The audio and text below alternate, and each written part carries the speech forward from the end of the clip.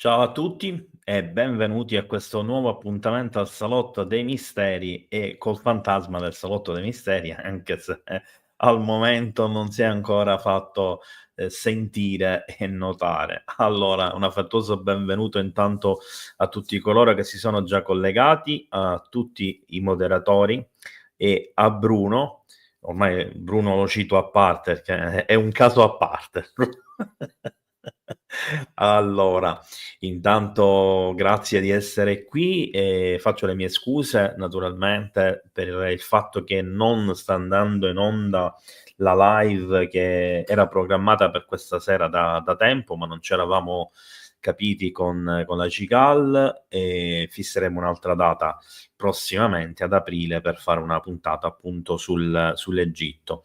Ho dovuto improvvisare quindi all'ultimo momento questa puntata sui Vimana, che non è cosa da poco, è naturalmente un argomento vastissimo, anche abbastanza complicato e sicuramente è un argomento che necessita ulteriori approfondimenti. Infatti vi dico da subito che questa sera mi concentrerò solo e esclusivamente sui Vimana, cioè sui carri degli dei della cultura indovedica.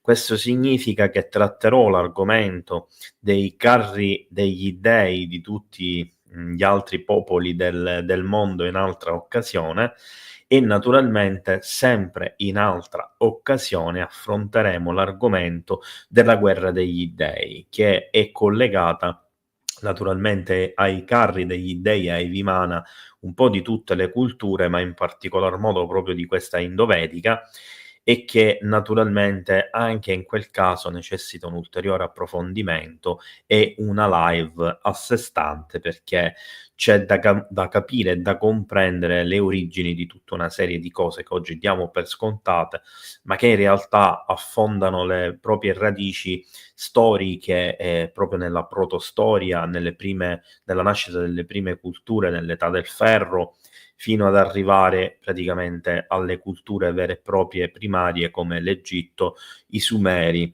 la popolazione della valle dell'Indo e i cinesi, nonché probabilmente i proto-americani. Ma quella è un'altra storia che va naturalmente considerata nel suo contesto, anche se ci sono comunque delle cose in comune sia con la popolazione sumera, sia con gli egizi che con le popolazioni indovediche. Per esempio, giusto per citare una cosa, la presenza del mercurio in alcune strutture architettoniche e nei miti e nelle leggende di questi popoli, dove viene citato espressamente per questioni tecnologiche. Ma affronteremo questo argomento proprio parlando delle Vimana questa sera. Naturalmente la prima cosa che dobbiamo capire è che non stiamo parlando di una conoscenza e di conseguenza di testi che sono stati scritti in epoca moderna. Quindi facciamo un salto nel passato, poiché stiamo parlando di qualcosa che riguarda la cultura nativa degli indiani e della zona del Pakistan. Quindi la cultura indovedica è la cultura presunta, perché in realtà non abbiamo ancora trovato vere e proprie prove scientifiche, storiche dell'esistenza di questo popolo, anche se non sono propriamente d'accordo con questo punto, cioè la cultura degli Ari, quegli ariani che vengono citati poi come popolazione primogenita proprio dai nazisti nella seconda guerra mondiale, ma che non c'entravano niente con i germanici e con le credenze popolari naziste, ma si trattava di una popolazione originaria dell'Iran che si è espansa poi in diverse parti dell'Asia fino ad arrivare persino in Europa attraverso il Caucaso e che si è espanso in maniera massiccia verso il Pakistan e l'India attuali. Ovviamente stiamo parlando di un'epoca remota, di un'epoca che affonda le sue radici nei millenni prima della venuta di Cristo e che raggiunge l'apice di questa cultura all'incirca nel 2500 avanti Cristo, Secondo alcune tradizioni, come quella sumera, la cultura indovedica potrebbe essere stata in qualche modo influenzata o forse addirittura fondata grazie alla conoscenza di una divinità che noi conosciamo come Inanna, cioè Ishtar.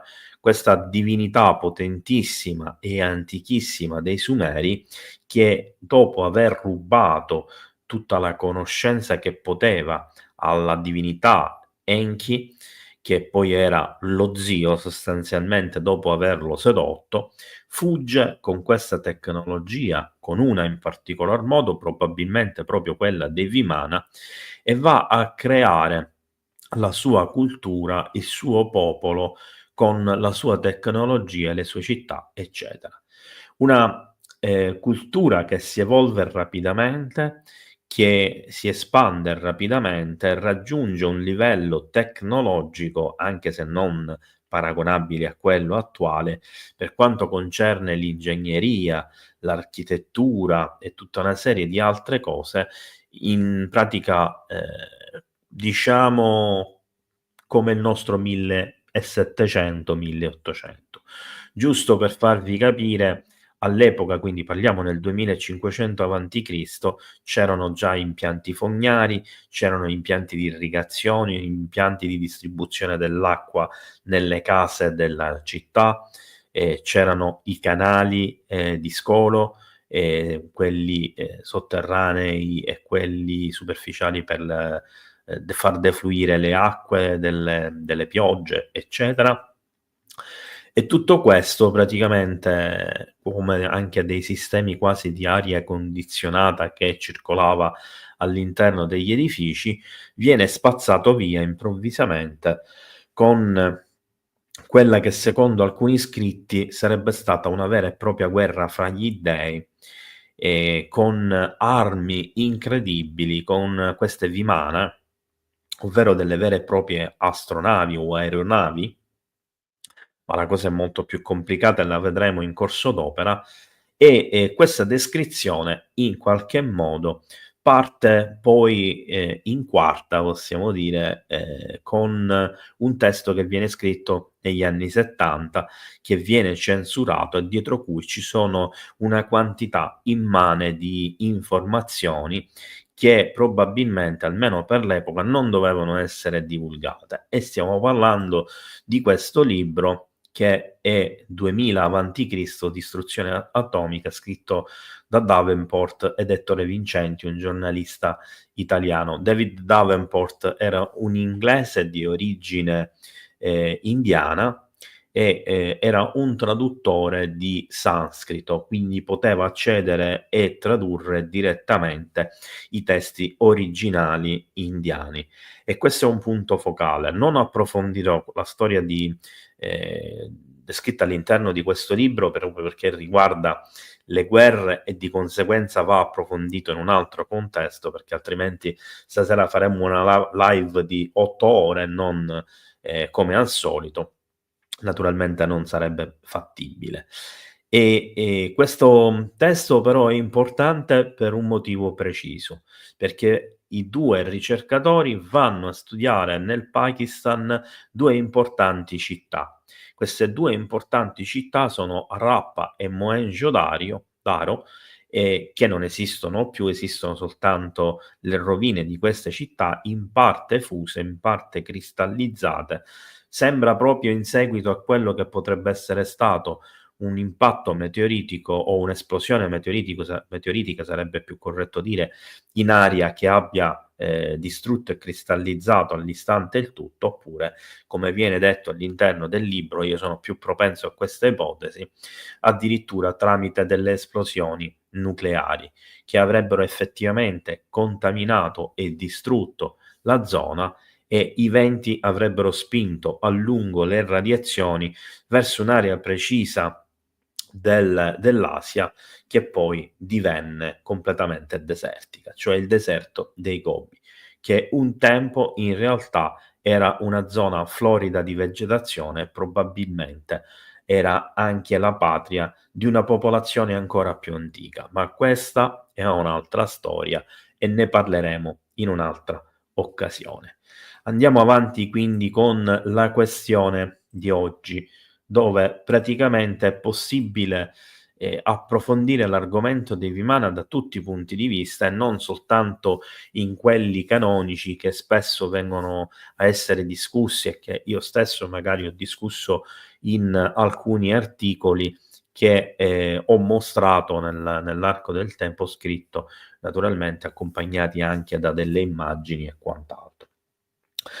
Per questa sera naturalmente mi sono preparato una serie di appunti che in alcuni casi debbo necessariamente consultare, alcune cose le dovrò leggere perché vanno dette esattamente per come sono, naturalmente citerò una fonte tra tutte, ma cominciamo quindi con l'argomento di questa sera, dopo gli 8 secondi canonici di sigla del Salotto dei Misteri.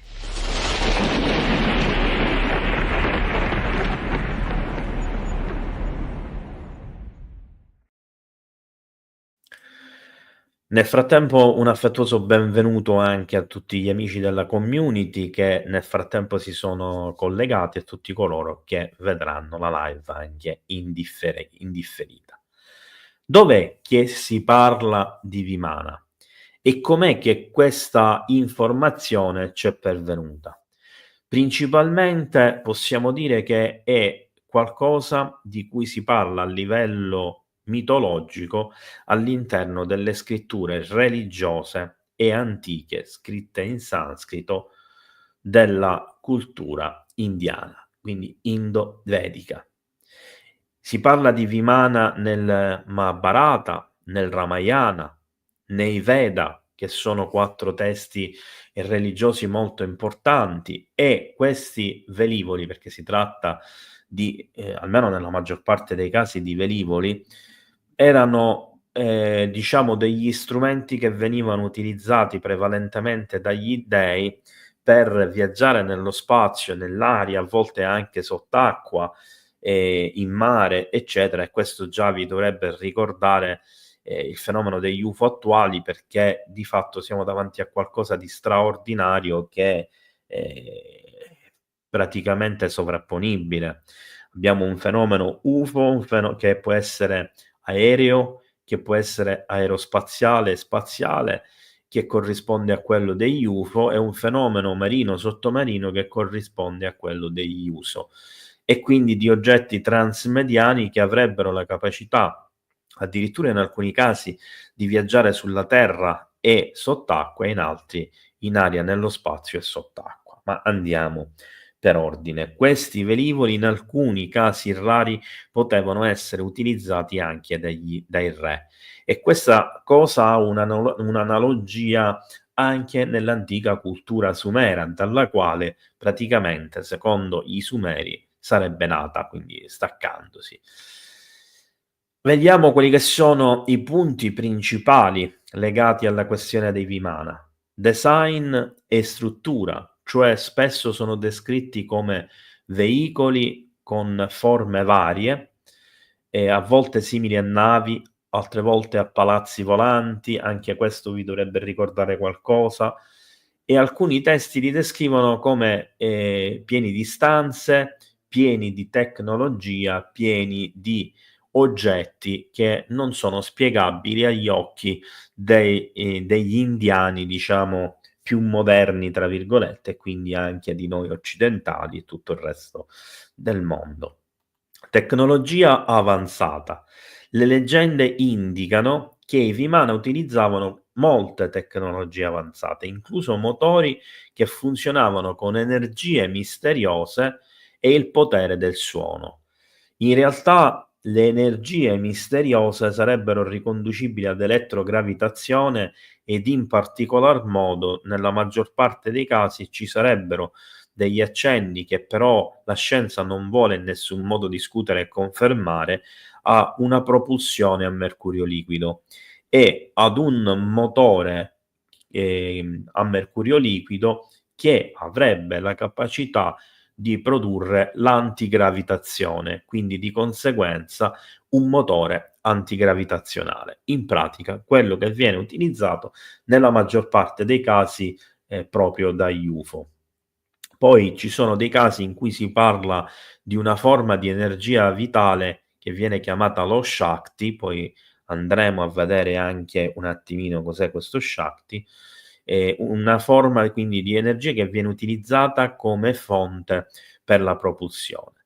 Un'altra caratteristica dei Vimana che viene descritta nei testi sacri è la capacità di volo. Infatti erano in grado di volare, andare sott'acqua, in alcuni casi di letteralmente camminare con delle ruote sul terreno come dei carri tradizionali, oppure andare addirittura nello spazio e via discorrendo. E secondo la cultura brahminica addirittura la possibilità, la capacità di viaggi per arrivare in altri mondi e persino attraverso le dimensioni.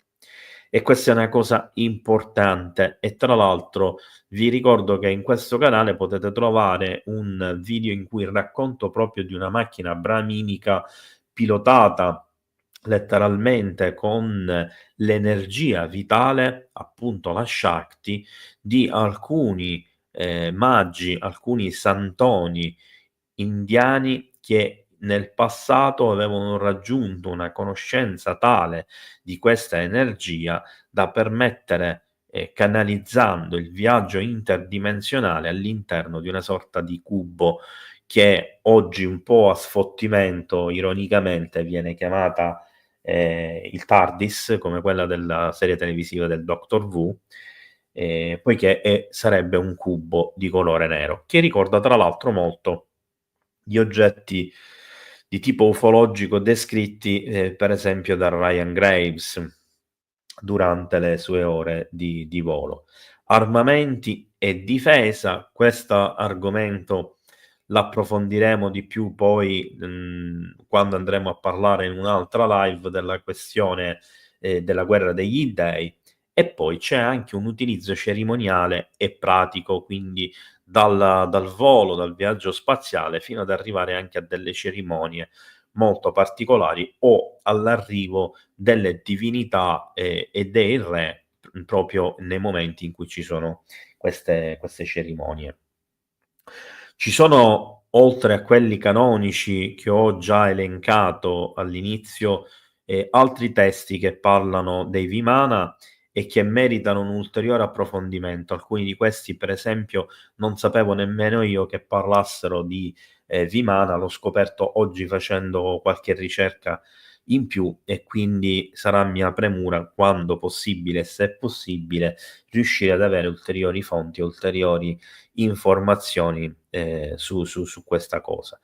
Naturalmente tratterò tra gli ultimi il Vaimanika Shastra, che è quello su cui mi concentrerò di più e che è il più moderno, tra l'altro, dei testi importanti, ma adesso mi interessa appunto concentrarmi un attimo sugli altri testi che ho scoperto che parlano pure dei Vimana. Uno di questi è il Samarangana Sutradhara, un antico trattato di architettura militare attribuito a Bhoja Raja, un re del Madhya Pradesh, e questo testo descrive varie macchine volanti e le tecniche per costruirle, quindi addirittura il come vengono costruite. Abbiamo l'Agni Purana, uno dei Purana, che sono dei testi sacri, che è una raccolta di miti e leggende e contiene menzione dei Vimana e delle loro caratteristiche, quindi anche qua probabilmente scende in alcuni dettagli. Poi abbiamo il Brahmanda Purana, un altro dei Purana, che fa riferimento a dei veicoli volanti e alle loro origini, e questo può essere interessante per capire se le origini siano riconducibili agli dèi, se gli dèi le abbiano ereditate da qualcun altro, se si tratta di un'antica civiltà terrestre o extraterrestre e via discorrendo. Abbiamo dei testi non inclusi nella raccolta ufficiale del Mahabharata e quindi questi sono consultabili solo e esclusivamente in India e direttamente in sanscrito, che parlano anche in questo caso dei Vimana in modo molto dettagliato, sembra. In particolare parlano delle tecniche delle battaglie che venivano utilizzate quando venivano usati i Vimana. Infine abbiamo il Kumarasambhava, un poema epico di Kalidasa che include descrizioni di Vimana e altri elementi mitologici. I Vimana sono menzionati, abbiamo detto, nei Veda. Vi faccio vedere diciamo, un classico testo dei Veda, questo qui, che contiene appunto 4 volumi: il Rig Veda, la Yajurveda o Yajurveda, Samaveda e la Tarva Veda. Ok. Antichi testi sacri dell'India che parlano di tanti miti, tra cui i Vimana, e sono vecchi di millenni. Stiamo parlando appunto dei Veda. Questi testi, che costituiscono la base della religione e della cultura indiana, offrono una ricca tessitura di miti, leggende, rituali e persino filosofia, come se racchiudessero tutta una serie di opere classiche dei greci insieme ai trattati di filosofia di greci e romani.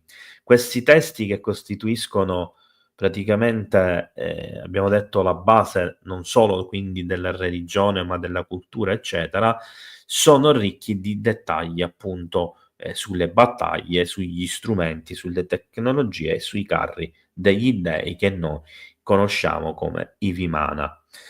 E naturalmente questi ultimi si distinguono perché sono un argomento affascinante che collega l'ufologia moderna all'ufologia antica, quindi alla teoria degli antichi astronauti, passando per questioni filosofiche, spirituali, religiose, culturali e naturalmente storiche.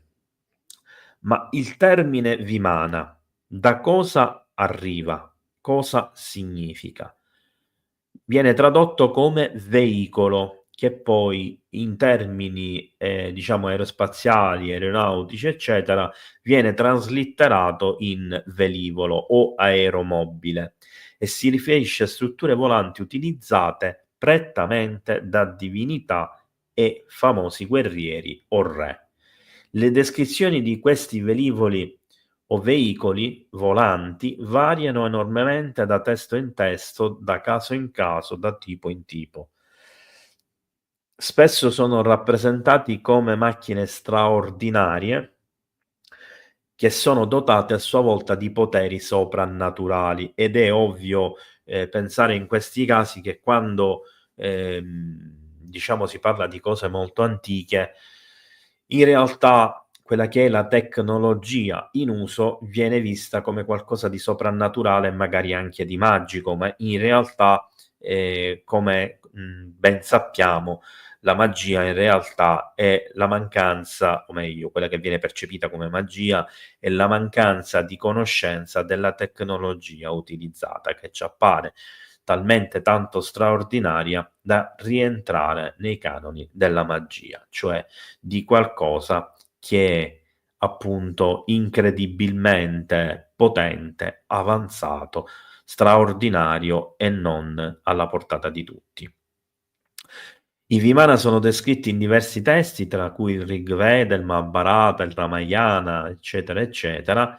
Nel Rig Veda, che mi interessa approfondire in questo momento, vediamo, dovrei, non mi ricordo se sono riuscito a salvarlo, mi sa di no, no, va bene.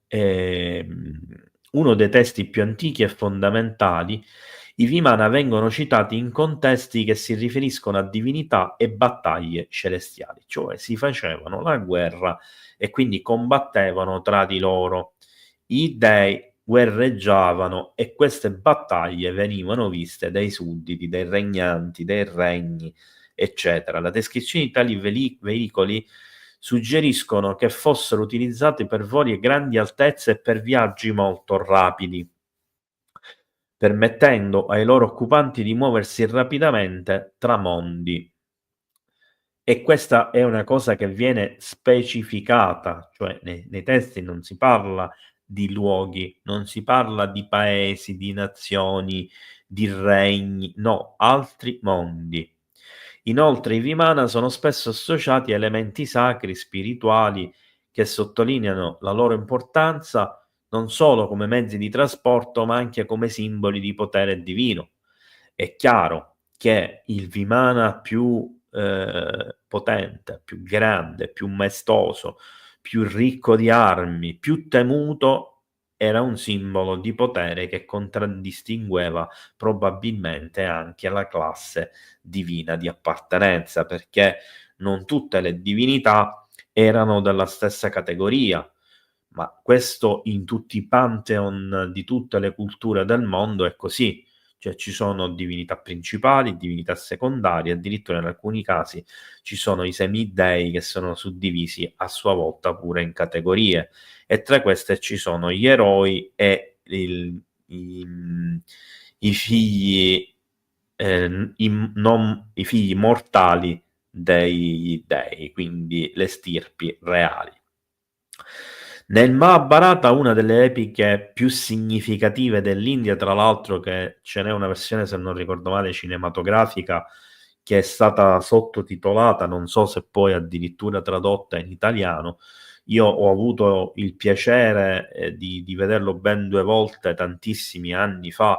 Ovviamente è un film che può non piacere alla maggior parte delle persone per tanti motivi. È sicuramente un film lunghissimo, se non erro dura più di 4 ore e mezzo, e non comprende che è soltanto una minima parte di tutto quello che viene descritto nel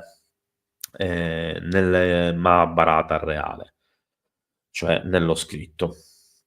Possiamo trovare racconti di guerrieri che utilizzano questi veicoli per combattere, esplorare e persino fuggire dai nemici, così come anche tecnologie e armi specifiche che hanno vari livelli di distruttività e di capacità, si comportano in modo differente e, andati ad analizzare uno per uno, ricordano molto le armi più avanzate di epoca moderna. Ad esempio, il Vimana chiamato Pushpaka è descritto come un veicolo magnifico che può volare ovunque, quindi è un transmedium. Fu utilizzato dal re Ravana. Questo Vimana è rappresentato come un veicolo che può cambiare forma e dimensione, evidenziando la sua natura quasi magica. Sembra di parlare dei droni americani del New Jersey che mutano forma, che si trasformano nell'aria sotto gli occhi increduli di chi li osserva. Il Ramayana, un'altra epica fondamentale, presenta anch'esso i Vimana nel suo testo, fornendo ulteriori dettagli sulle loro caratteristiche e funzioni. In questo testo il Vimana è utilizzato per rapire Sita, la moglie di Rama, da parte di Ravana. Qui il veicolo è descritto come un palazzo volante decorato con gemme e oro e in grado di coprire enormi distanze in breve tempo. La rappresentazione di Vimana in questo contesto riflette la meraviglia e l'ammirazione che queste macchine volanti suscitano nei popoli dell'epoca.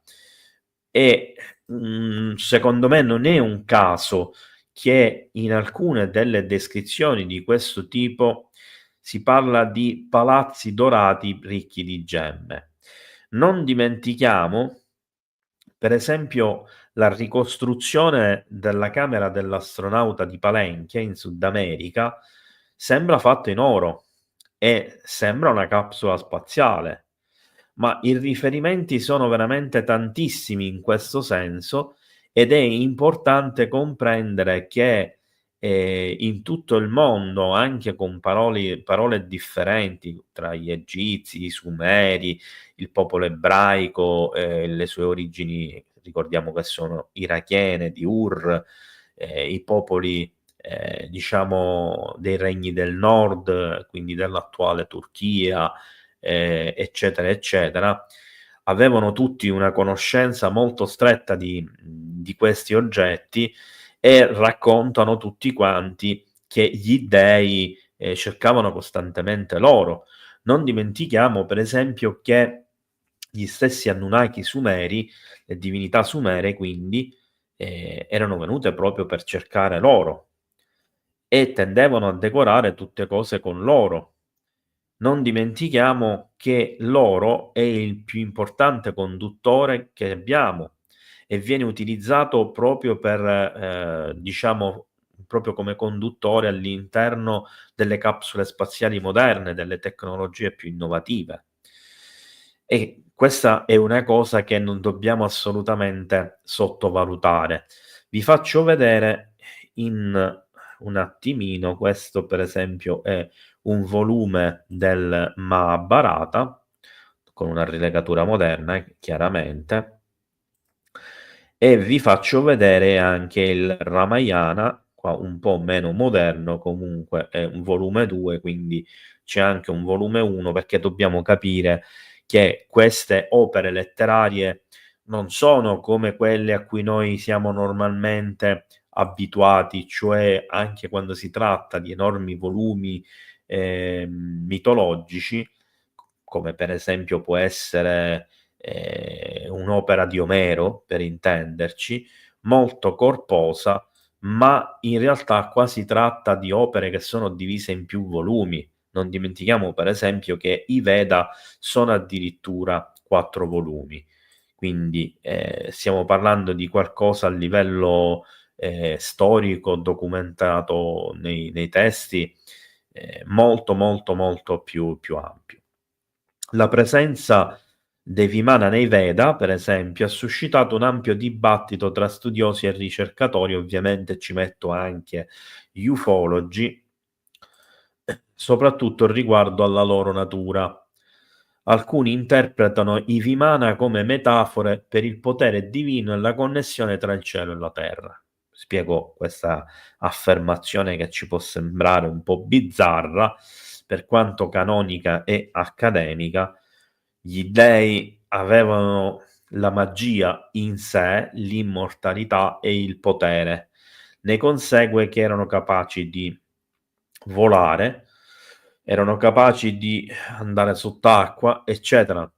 Non dimentichiamo per esempio il carro di Apollo, non dimentichiamo che Poseidone era il signore delle acque, viveva sott'acqua. Non dimentichiamo che Ade era il signore degli inferi e viveva sottoterra, e via discorrendo. Zeus poteva volare con i suoi fulmini, con le sue saette, un po' come Thor dei Norreni, il Donner dei Germanici e via così discorrendo.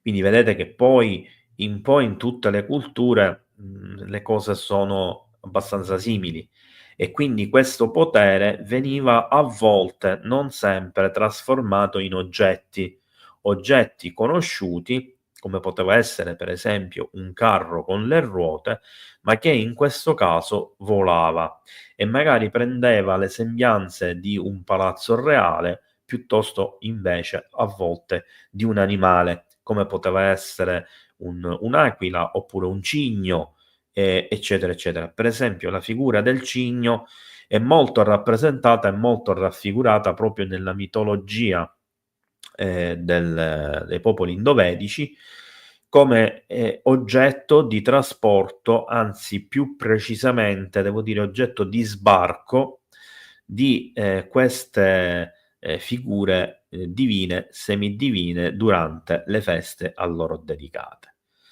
E questa cosa ricorda molto, per esempio, i cherubini di cui parla Mauro Biglino, per esempio, nei testi biblici, eccetera, eccetera, ma di cui parla anche Zecharia Sitchin nei testi che riguardano i Sumeri e gli Anunnaki.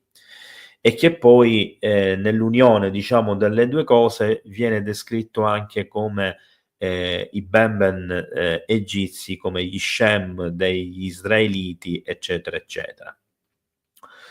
La questione della tecnologia antica è particolarmente affascinante e naturalmente collegata alla questione degli antichi astronauti. Quindi alcuni sostenitori delle antiche civiltà avanzate, ormai scomparse, suggeriscono che i Vimana potrebbe essere stata una forma di tecnologia aerea che è andata perduta nel tempo ed è appartenuta ad una civiltà ormai scomparsa. Quindi non alla civiltà scomparsa indovedica, non alla civiltà scomparsa ariana, ma a qualcosa di più antico, più sconosciuto e completamente scomparso. Forse un riferimento a quei continenti dell'Oceano Indiano e dell'Oceano Pacifico come Mu e altri che, ovviamente non vengono citati in questo contesto, che probabilmente, anche Lemuria, eccetera, si, chiamavano in modi differenti, perché ricordiamo comunque che stiamo parlando di antiche culture, stiamo parlando di sanscrito. Questa teoria naturalmente è alimentata da varie rappresentazioni artistiche, da varie scoperte archeologiche che sembrano indicare comunque conoscenze avanzate nell'ingegneria e nell'astronomia, quindi quelle cose necessarie per comprendere, da una parte la materia fisica, dall'altra la fisica come materia e tutto quello che ci si va ad unire, quindi anche la chimica, eccetera, necessarie per lo sviluppo di una tecnologia che possa permettere il volo e addirittura forse il volo spaziale, l'orientamento tra le stelle. Inoltre, i Vimana sono stati oggetto di interesse della cultura popolare moderna, ispirando opere di fantascienza, film, letteratura. La loro immagine come veicoli volanti avanzati e misteriosi è catturata in qualche modo all'interno di questa teoria degli antichi astronauti e ci porta ad immaginare tutta una serie di cose che ovviamente sono a cavallo tra la storia, il mito, tra la cultura, l'archeologia, tra diciamo la fantascienza e la scienza. Naturalmente, continuando a esplorare quello che è il significato della parola Vimana, la fusione della mitologia, della tecnologia, possono portare ad una serie di interpretazioni. A me interessa concentrarmi solo sulla questione dei carri volanti, non mi interessa al momento approfondire altro. I Vimana rappresentano un concetto affascinante e complesso all'interno della mitologia indiana, in particolar modo nel Ramayana, che abbiamo visto essere un poema epico scritto in sanscrito che narra principalmente le gesta del principe Rama, per questo si chiama Ramayana, e la sua lotta per salvare la moglie Sita dal demone Ravana che aveva utilizzato un Vimana, scusate, sembra quasi uno scioglilingua, per rapirla. La presenza dei Vimana nel Ramayana quindi si colloca in un contesto di grandi ricchezze, simboli, una cultura solo per pochi, che evoca temi di tecnologia avanzata, divinità, potere, potremmo dire il classico romanzo intrecciato, con sfondo magari delle famiglie nobili, ma in un'epoca tecnologicamente avanzata, come potrebbe essere per esempio una saga di romanzi come quella di Dune, per intenderci. Origine e definizione dei Vimana. Entriamo un attimo, di più su questo discorso. Il termine Vimana deriva dalla lingua sanscrita e si riferisce tradizionalmente appunto ad un velivolo aereo associato sempre a divinità ed esseri celestiali. Perché abbiamo visto che anche gli eroi e i re erano discendenti dagli dei. È legato strettamente all'architettura, di quei popoli e ai palazzi, che ovviamente nel caso dei Vimana sono volanti, ma anche i palazzi, che vengono costruiti, nelle città, hanno una parte, una componente che si chiama Vimana. E questi palazzi spesso hanno questi punti precisi di questi palazzi, hanno delle forme che richiamano, appunto questi oggetti che ovviamente, visti in chiave di lettura moderna, ricordano, in qualche modo tecnologie extraterrestri, appunto il fenomeno UFO. Andiamo a vedere un po' più nello specifico la questione dei Vimana all'interno del Ramayana. Nel Ramayana i Vimana sono frequentemente associati a figure divine e ai loro poteri. Ad esempio, Ravana è il re dei demoni. Possiede un Vimana chiamato Pushpaka. Si narra che questo veicolo fosse magnifico e capace di trasportare grandi quantità di persone, oltre a essere dotato di abilità straordinarie. Il Pushpaka viene descritto come un mezzo in grado di muoversi rapidamente e di volare ovunque, riflettendo l'immagine di un palazzo volante che può essere utilizzato sia per la guerra che per il piacere. Quando Ravana rapisce Sita, porta con sé il Pushpaka per fuggire a Lanka. Questo viaggio aereo, oltre a sottolineare il potere di Ravana, serve a evidenziare l'elemento fantastico dell'epopea, in quanto illustra come la tecnologia o la magia possa influenzare le dinamiche tra i personaggi.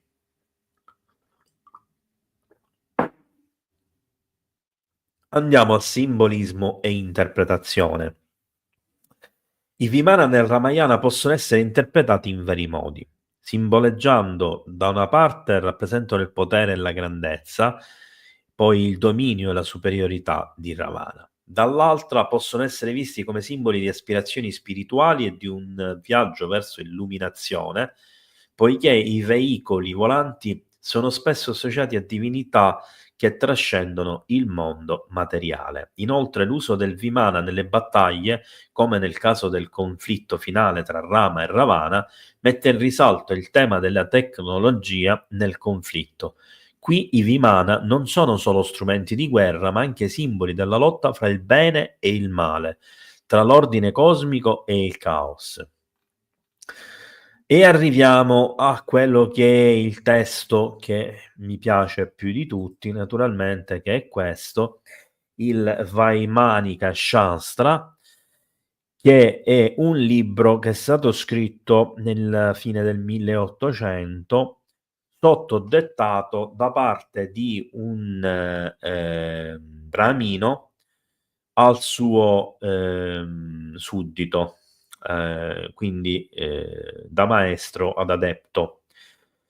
Poiché il maestro non riteneva che il suo seguace fosse all'altezza di continuare a tramandare la sua consapevolezza, la sua conoscenza attraverso le memorie e i racconti, così come era suo uso fare, decide di dettare tutta la sua conoscenza in questo testo che prenderà quindi la luce e ovviamente diventerà un testo importantissimo nel suo contesto storico, ma soprattutto anche nella nostra epoca, diciamo, poiché appunto ci porta anche a questioni legate agli UFO, abbiamo visto anche in alcuni casi ai droni, eccetera.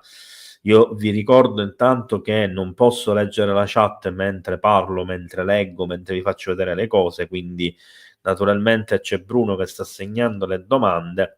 Rinnovo i miei saluti e un abbraccio a tutti coloro che si sono già collegati e stanno seguendo, ma non potrò leggere e leggerò poi alla fine direttamente, naturalmente, le domande.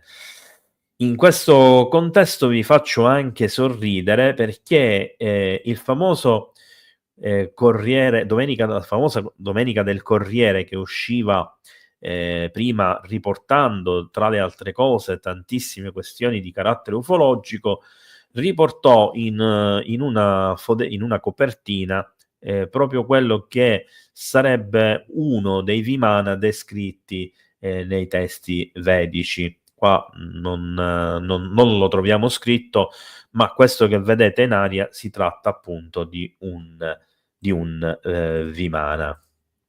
Ora, giusto per farvi capire un paio di cose, questa è la classica descrizione di un palazzo Vimana, cioè di una astronave letteralmente contenente la divinità con le sue spose, le sue concubine, quel che siano, più tutta la servitù, le guardie, eccetera, eccetera, e ricorda molto una campana.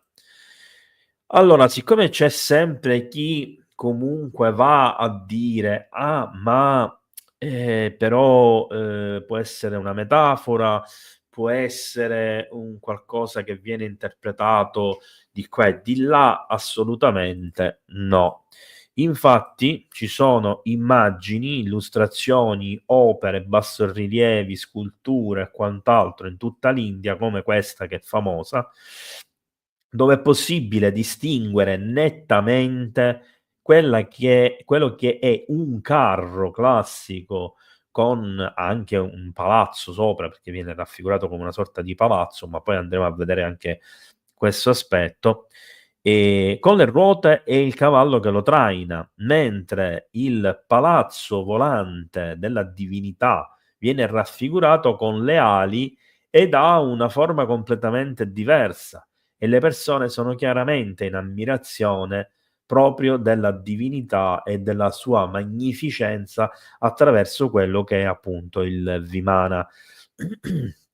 Giusto per farvi vedere anche, un qualcos'altro scritto appunto in indiano antico, qui abbiamo una cerimonia con, praticamente le pietanze e, gli ospiti che sono arrivati, che vestono chiaramente in modo differente, hanno dietro di sé questi 2 oggetti che nel mondo dell'ufologia attuale vengono definiti effettivamente dei dischi volanti. Ora, io non sto qui a sostenere che si tratta realmente di dischi volanti, ma sicuramente non sono quella che è la spiegazione ufficiale, che viene data, dagli storici, dagli archeologi, dagli antropologi, cioè che sarebbero 2 cappelli che sono stati posati non si capisce dove, visto che sono sospesi in aria, dei 2 presenti. Tra l'altro vorrei sottolineare che nel cappello più alla nostra sinistra sembrano esserci 2 puntini scuri che ricordano molto gli oblò proprio degli UFO discoidali e questa è sicuramente una doppia anomalia. Vi faccio vedere anche, per il momento rapidamente, poi, ci fermeremo un attimino. Questo è uno dei vari progetti di Vimana e, come possiamo vedere in questo caso più che in tutti gli altri, abbiamo delle antenne, abbiamo dei radar, abbiamo quello che sembra essere addirittura un cannone, all'interno abbiamo delle camere con i letti, abbiamo dei monitor, abbiamo dei sedili, quella che sembra una sala di comando, eccetera, eccetera, eccetera. E queste illustrazioni, ne vedremo tante altre, anche se la qualità è decisamente inferiore, sono illustrazioni di fine 1800, cioè ancora non c'era nemmeno l'aeroplano, quindi eravamo lungi dall'avere l'aereo, l'elicottero, l'idrovolante e qualunque altro strumento tecnologico che all'epoca, vorrei sottolineare, erano fatti in tela e legno, e solo negli anni '30 cominciarono a diventare gli aerei prodotti in alluminio, con come telai con strutture in alluminio. Quindi parliamo di 40, 50 anni prima che, gli aerei potessero utilizzare dei metalli e un minimo di tecnologia, ancora disarmati, perché le prime armi arrivano praticamente prima della seconda guerra mondiale, poiché nella prima in realtà c'erano soltanto le mitraglie e le bombe letteralmente sganciate a mano, cioè erano delle piccole bombe così che venivano tenute dentro l'abitacolo praticamente la cabina dell'aviatore, scusate. L'aviatore, quando si trovava sull'obiettivo, infilava la mano, tirava questa granata e allungava la mano e la sganciava fuori dall'aereo. e questo significava far diventare l'aereo un bombardiere, naturalmente. E in questo modo funzionava. Poi negli anni 30 si sviluppa l'aeronautica e poi abbiamo conosciuto di fatto i primi caccia militari che erano degli anni 30, che si erano evoluti, avevano le mitragliatrici, poi c'erano i cacciabombardieri, i bombardieri, eccetera, eccetera, che poi ovviamente nella seconda guerra mondiale raggiungono il loro apice, una nuova tecnologia che porta allo sviluppo poi anche degli aerei a reazione. Apro e chiudo una parentesi: il primo aereo a reazione non è tedesco come molti pensano, è italiano ed è un aereo postale che quando ancora le poste funzionavano, appunto usavano aereo a reazione e di fatto potete trovare al Museo dell'Aeronautica di Bracciano questo velivolo con il suo motore, che sono veramente straordinari. Il primo aereo a reazione è tedesco, ma solo in ambito militare, quindi è successivo a quello italiano. Ritorniamo a noi. Vaimanica Shastra. Quindi vi ho fatto vedere il testo, ve lo rifaccio vedere di nuovo, ma questa volta ve lo faccio vedere direttamente qua nella telecamera, perché ovviamente è un testo che io ho a casa, che io ho letto e che naturalmente consulto. È molto interessante, molto complicato anche per certi versi, per altri è molto semplice, ricco di tavole. Dopo ve ne farò vedere qualcuna, poiché le devo caricare una alla volta, perché altrimenti non mi consentiva di caricare più di un tot di immagini. Allora, Vaimanika Shastra. Cosa è? Un antico testo indiano che tratta di aeronautica e di tecnologia aerea, attribuito al saggio Bharadvaja. Si ritiene che risalga a un periodo che va dal V secolo avanti Cristo al VII secolo d.C. Attenzione però, come vi ho detto prima, il testo così come è pervenuto oggi è stato scritto nel 1800 e non come praticamente comunemente viene definito. La conoscenza a cui ha avuto accesso Bharadvaja invece risale al V secolo, VII secolo avanti Cristo e fa parte della tradizione della conoscenza vedica, e questo mi pare che lo abbiamo capito attraverso i vari testi. Il testo è composto da diverse sezioni che descrivono vari aspetti della costruzione e del funzionamento di veicoli volanti conosciuti come i Vimana. Questi veicoli sono descritti come sofisticati e dotati di capacità straordinarie, come la possibilità di volare a diverse altitudini, di muoversi rapidamente, di essere alimentati da fonti di energia avanzate, di andare nello spazio, sott'acqua, in mare, per terra, eccetera, eccetera. Descrizione dei Vimanas del Vaimanika Shastra. Fornisce dettagli su diverse tipologie di Vimana, ognuna con le proprie caratteristiche, dimensioni e capacità. Esattamente come potremmo trovare in un catalogo, per esempio, che ne so, della Ford o della Fiat, con vari modelli, anche nel Vaimanika Shastra troviamo la stessa identica cosa, cioè diversi modelli con diverse caratteristiche per diversi tipi di utilità. Ma in questo caso sono diversi anche i materiali, il design aerodinamico e persino le tecniche di costruzione. Questo le rende anche più complicate delle tecnologie di uso comune nostre a livello industriale. Tecnologie e meccanismi. Il testo elenca una serie di tecnologie avanzate come sistemi di propulsione e di navigazione. Si fa riferimento a fonti di energia che potrebbero includere addirittura l'energia solare, l'energia magnetica e altre forme non convenzionali. Appunto, come vi ho detto, l'elettrogravitazione, l'antigravitazione, eccetera. Voli e manovre. Nel libro vengono descritte le tecniche di volo, le manovre e le rotte da seguire. Ci sono anche indicazioni su come affrontare situazioni di emergenza durante il volo. Ora, apro e chiudo una parentesi.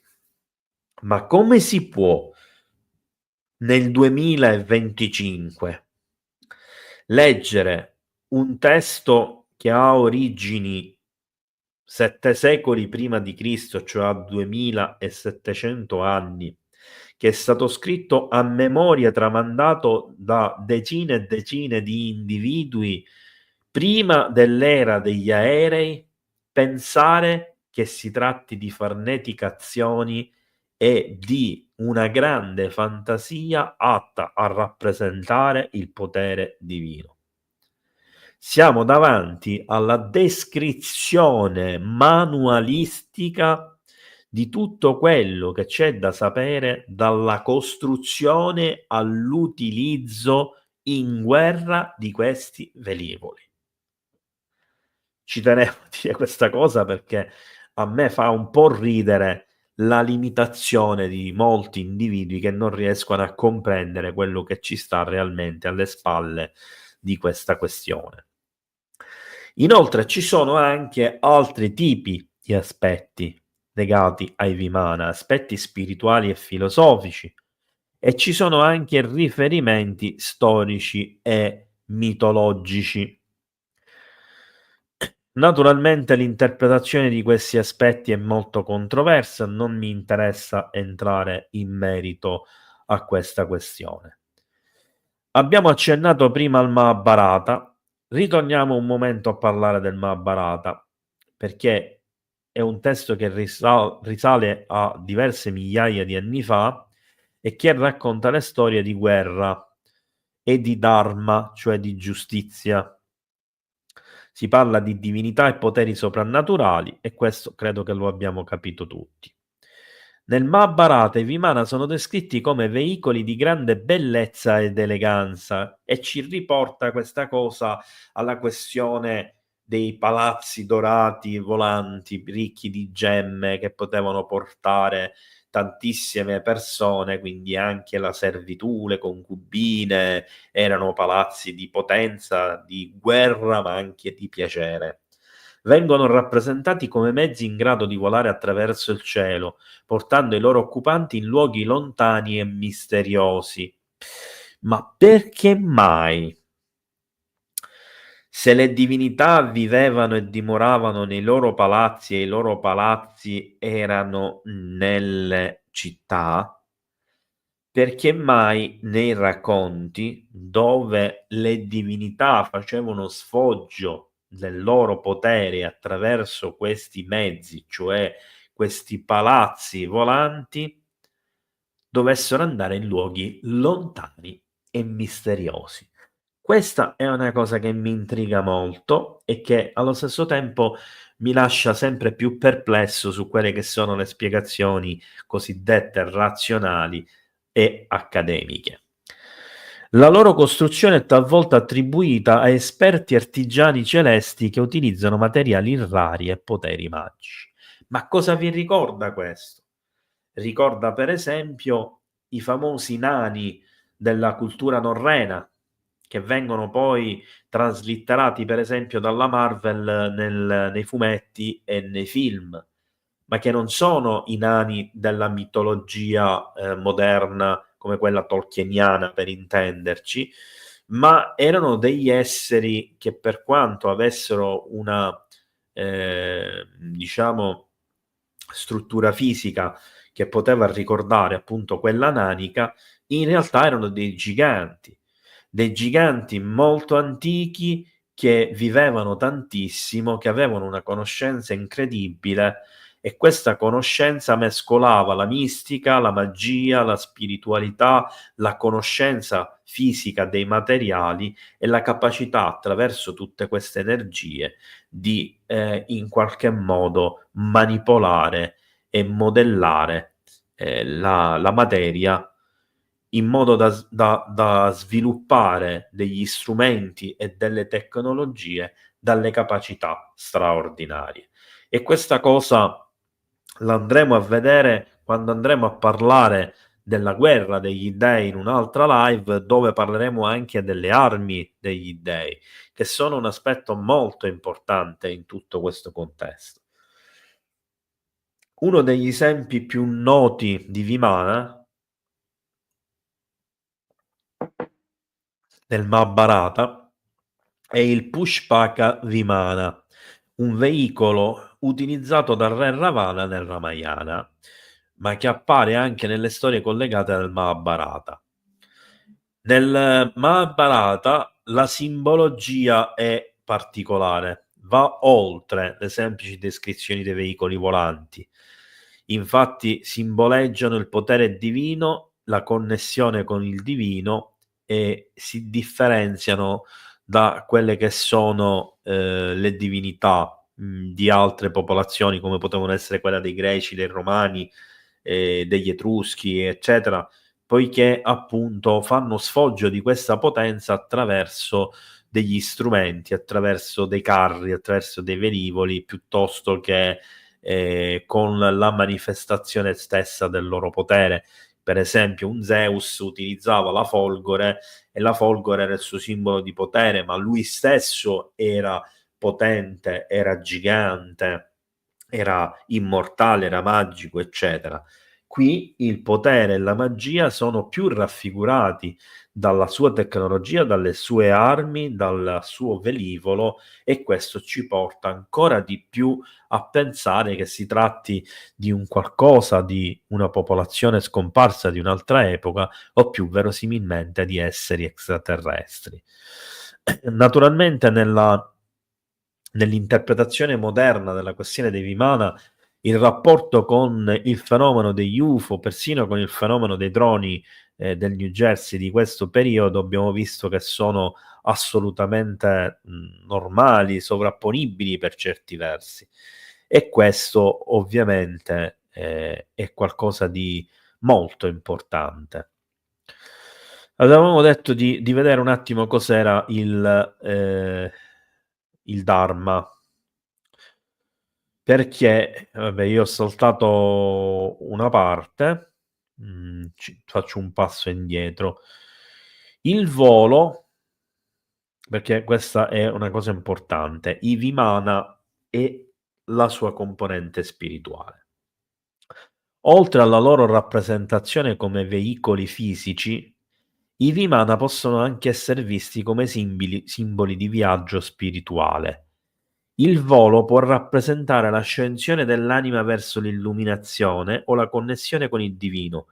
In questo contesto i Vimana non sono solo mezzi di trasporto, ma strumenti per il progresso spirituale e la realizzazione del Dharma. Sottolineo una cosa importantissima, che qui c'è una più che somiglianza, una quasi sovrapponibilità con quella che è la cultura egizia, dove il faraone alla morte intraprendeva un viaggio e per fare questo viaggio aveva bisogno della barca, di una barca particolare. E qui abbiamo appunto il Vimana, il carro celeste. In pratica, in entrambi i casi non è solo un mezzo di trasporto, ma è un mezzo di trasbordo che serve a portare ad un altro livello la propria spiritualità, la propria essenza e in questo caso la realizzazione del Dharma. Il termine Dharma ha origini nella tradizione religiosa ovviamente dell'India, ma non solo, perché è una parola di uso induista, buddista, jainista, nel sikhismo, che appunto è quello dei Sikh, per intenderci, quelli col turbantone sempre in testa e vengono raffigurati con la scimitarra, che nel film di Indiana Jones e il Tempio Maledetto sono protagonisti significativi. Il Dharma può essere descritto come un concetto di legge della natura, cioè un concetto assoluto di dovere, giustizia e retta condotta. Nell'induismo in specifico, il Dharma si riferisce ai doveri della responsabilità dell'individuo in base alla propria posizione sociale, mentre nel buddismo si riferisce agli insegnamenti del Buddha e quindi alle pratiche che portano alla liberazione dalla sofferenza. Adesso entriamo in qualcosa che riguarda il Vaimanika Shastra, ma è molto, diciamo, sconvolgente per chi non è abituato a sentire questa tipologia di informazioni in pratica. Però prima vi voglio mostrare un po' di immagini, ve le mostro una per una perché naturalmente tanto mi metto qua di lato. Allora, vi faccio vedere alcune delle tavole. Questa per esempio è una sezione orizzontale del Sundara Vimana, che qui sembra praticamente una sezione orizzontale di un disco volante, né più né meno. E non è l'unico, perché se andiamo a vedere per esempio quest'altro, il Rukma Vimana, anche qui sembra di vedere un disco volante con 4 eliche laterali, che tra l'altro ricorda molto la sezione orizzontale del famoso carro del rapimento di Ezechiele con i 4 cherubini rotanti. Ma ve ne faccio vedere ancora qualcuno.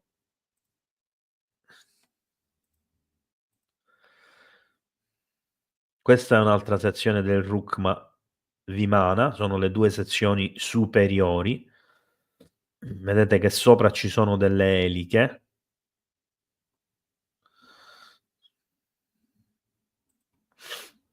Andiamo a vedere. Electric Power Generator. Questi sono degli schemi che sono stati fatti, diciamo ricalcando, le tavole appunto incluse dentro il Vaimanika Shastra.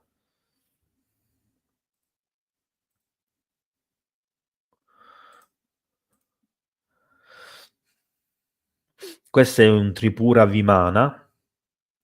Come potete vedere sopra c'è una sorta di torre che sarebbe la torre elettrica, il generatore elettrico, ma se guardate ha la forma di una torre, di un campanile, di una cosa del genere.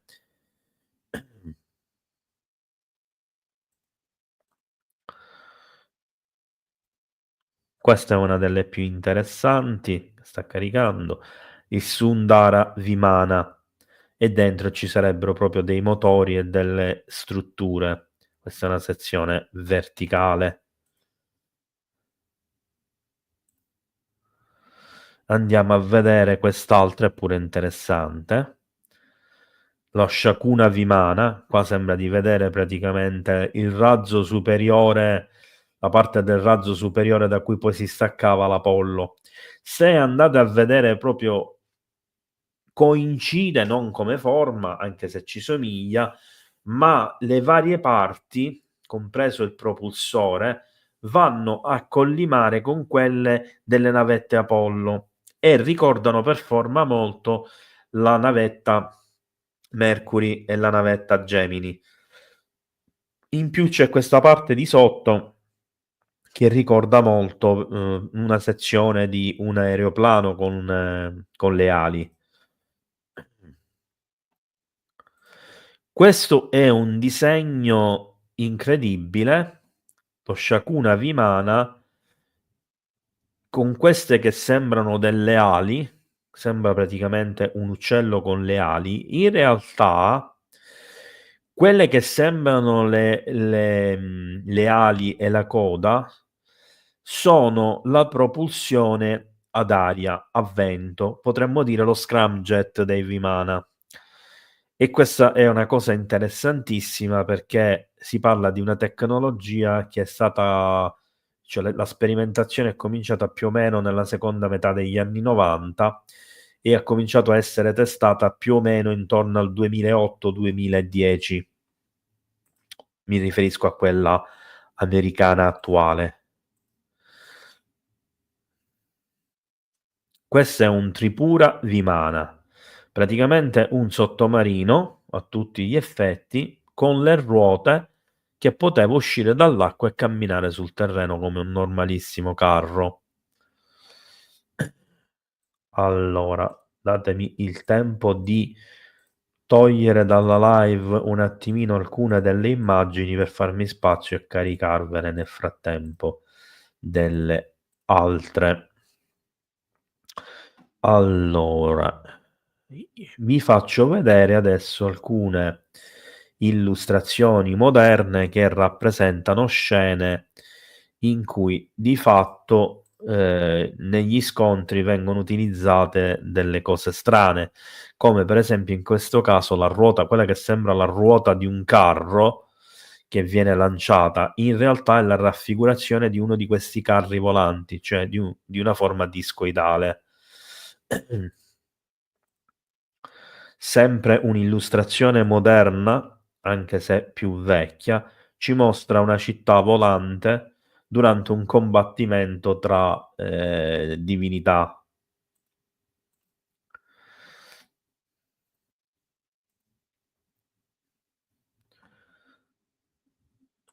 Qua non mi vuole caricare il file, vediamo se ci provo una seconda volta. Niente, questo non vuole che vi faccio vedere questa immagine, il programma. Allora, questa è una... Niente, nemmeno questa. Speriamo che non si è bloccato il programma. Vediamo questa. No, questa la sta caricando. Allora erano quelle due immagini. Qua abbiamo uno scontro tra dei che volano e un gruppo c'ha proprio un carro volante. Naturalmente in questo caso viene raffigurato come un vero e proprio carro con le ruote, perché probabilmente questo è molto successivo.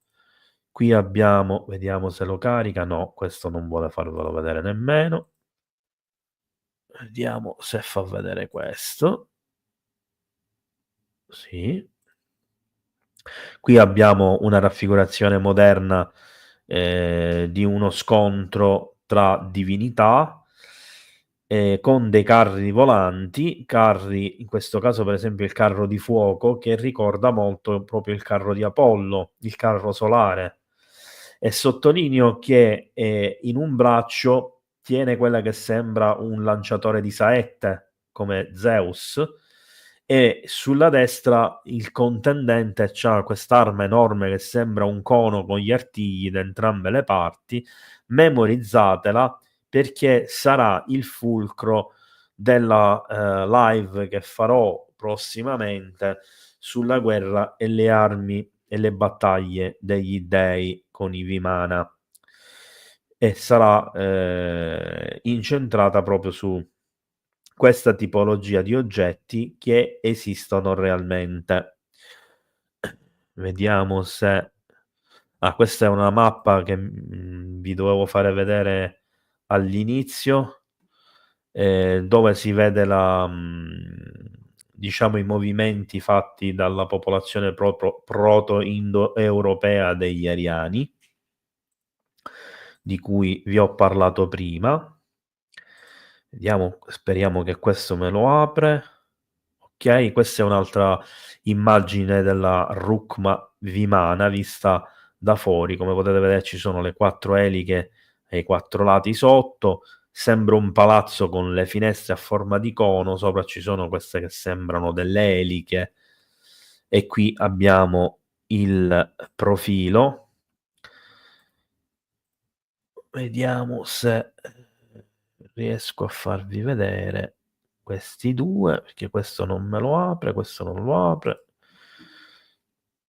Vediamo se questo lo apre, questo sì.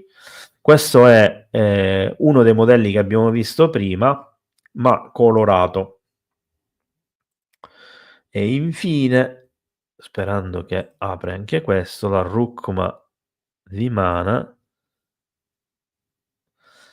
E qui abbiamo proprio si vedono questi che sembrano dei generatori, dei propulsori, queste camere che, incanalano il vento dall'alto e attivano queste che sembrano delle turbine e hanno sotto appunto gli scarichi, come il funzionamento appunto di una sorta di scramjet, moderno.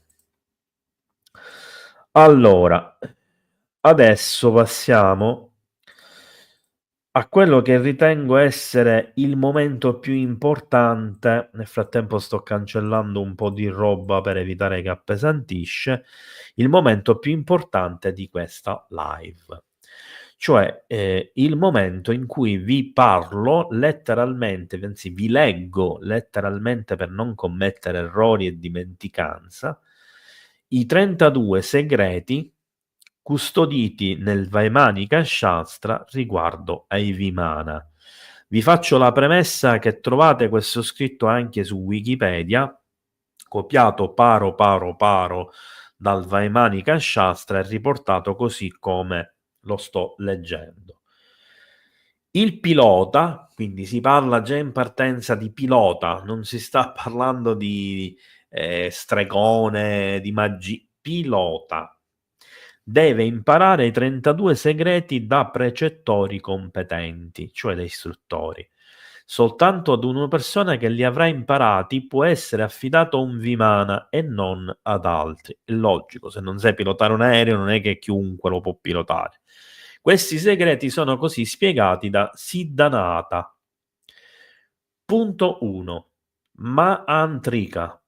Come prescritto nel mantra di Kara, invocando le mantras di Kninamasta, Bhairave, Vgine, Siddhamba, si acquista il potere di Gutika, Paduka, visibile ed invisibile, ed altre mantras con potenti erbe ed oli efficaci, e Bhuvanesvara mantra che conferisce poteri spirituali per costruire i Vimana, che non si rompono. Non possono essere né tagliati, né possono essere bruciati e neanche possono essere distrutti. Sembra di parlare degli UFO, di materiale che si autocompone e scompone, indistruttibile, super leggero e intelligente. Punto 2. Il Tantrika. Acquisendo Mahamaya, Shambhara e altri poteri tantrici si possono trasferire al Vimana, cioè si entra mentalmente, energeticamente in sintonia e si diventa tutt'uno con il Vimana. Esattamente quello che farebbero per esempio alcune tipologie di grigi nel pilotare direttamente con la mente, progettata tra l'altro per questo, i loro velivoli. Punto 3. Il Kritaka. Studiando, ovviamente io non so se si pronunciano realmente in questo modo, ma prendetemi per quel che è possibile per corretto. Studiando architetti come Vishvakarma, Chaya Paruasha, Manu, Maya ed altri, il pilota o lo specialista sembra di vedere un cacciamilitare con 2 posti a sedere col pilota e il navigatore, detto anche specialista.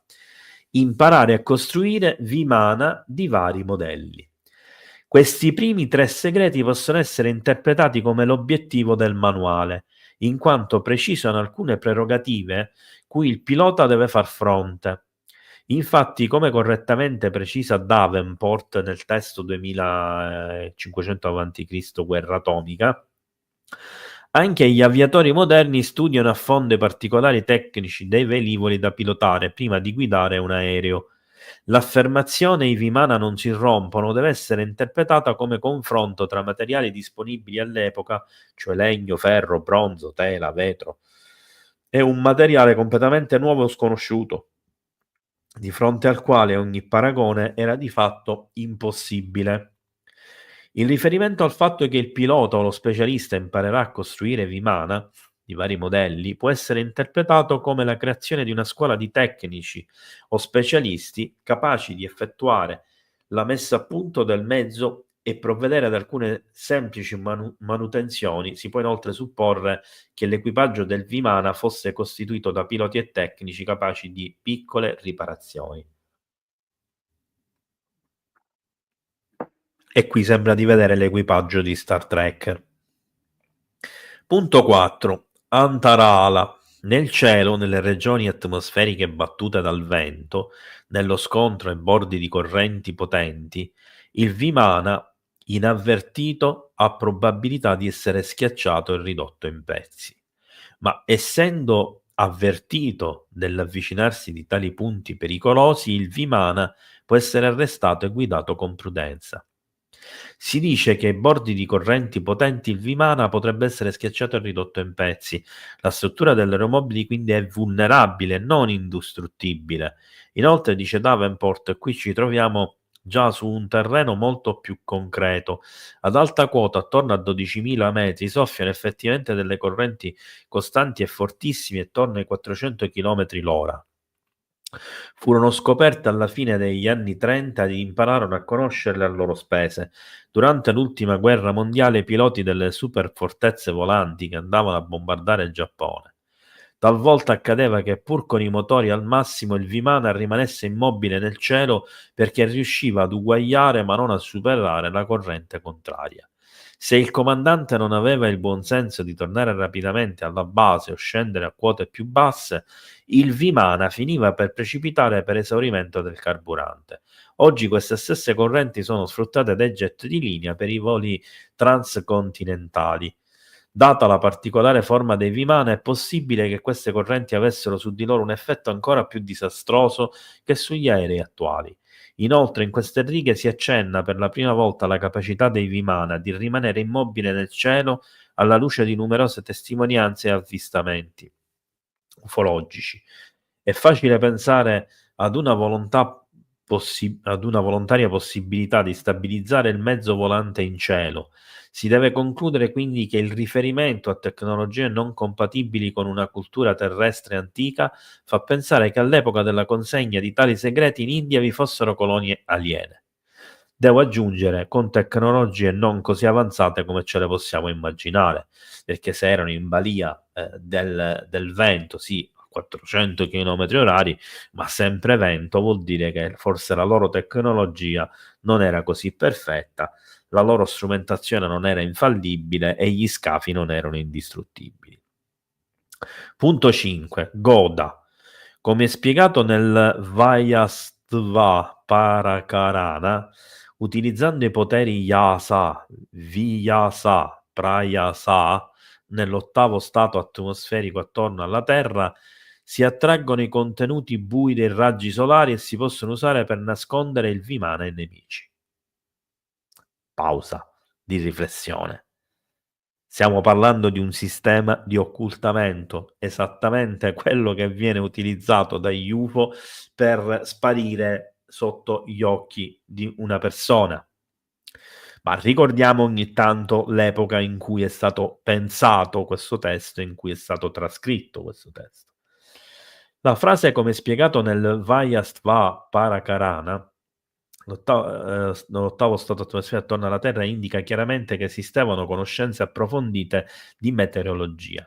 Secondo Davenport, che vi ricordo essere lo scrittore sempre del testo 2500 a.C. Distruzione atomica, se si considera che la luce è una vibrazione di frequenza variabile e che il nostro occhio è capace di avvertire una ristrettissima banda delle frequenze possibili dai rossi ai violetti, se i piloti dei Vimana riuscivano a far sì che i loro velivoli riflettessero unicamente raggi di frequenza non percepibile, avrebbero potuto, almeno in teoria, diventare invisibili. Sempre in riferimento alle testimonianze ufologiche, è lecito domandarsi se i Vimana non possedessero anche la capacità di rendersi invisibili agli occhi dei radar, pur tuttavia rimanendo visibili a occhio nudo. E anche questa è una cosa che viene fatta a volte dagli UFO. Punto 6. Il Drishya.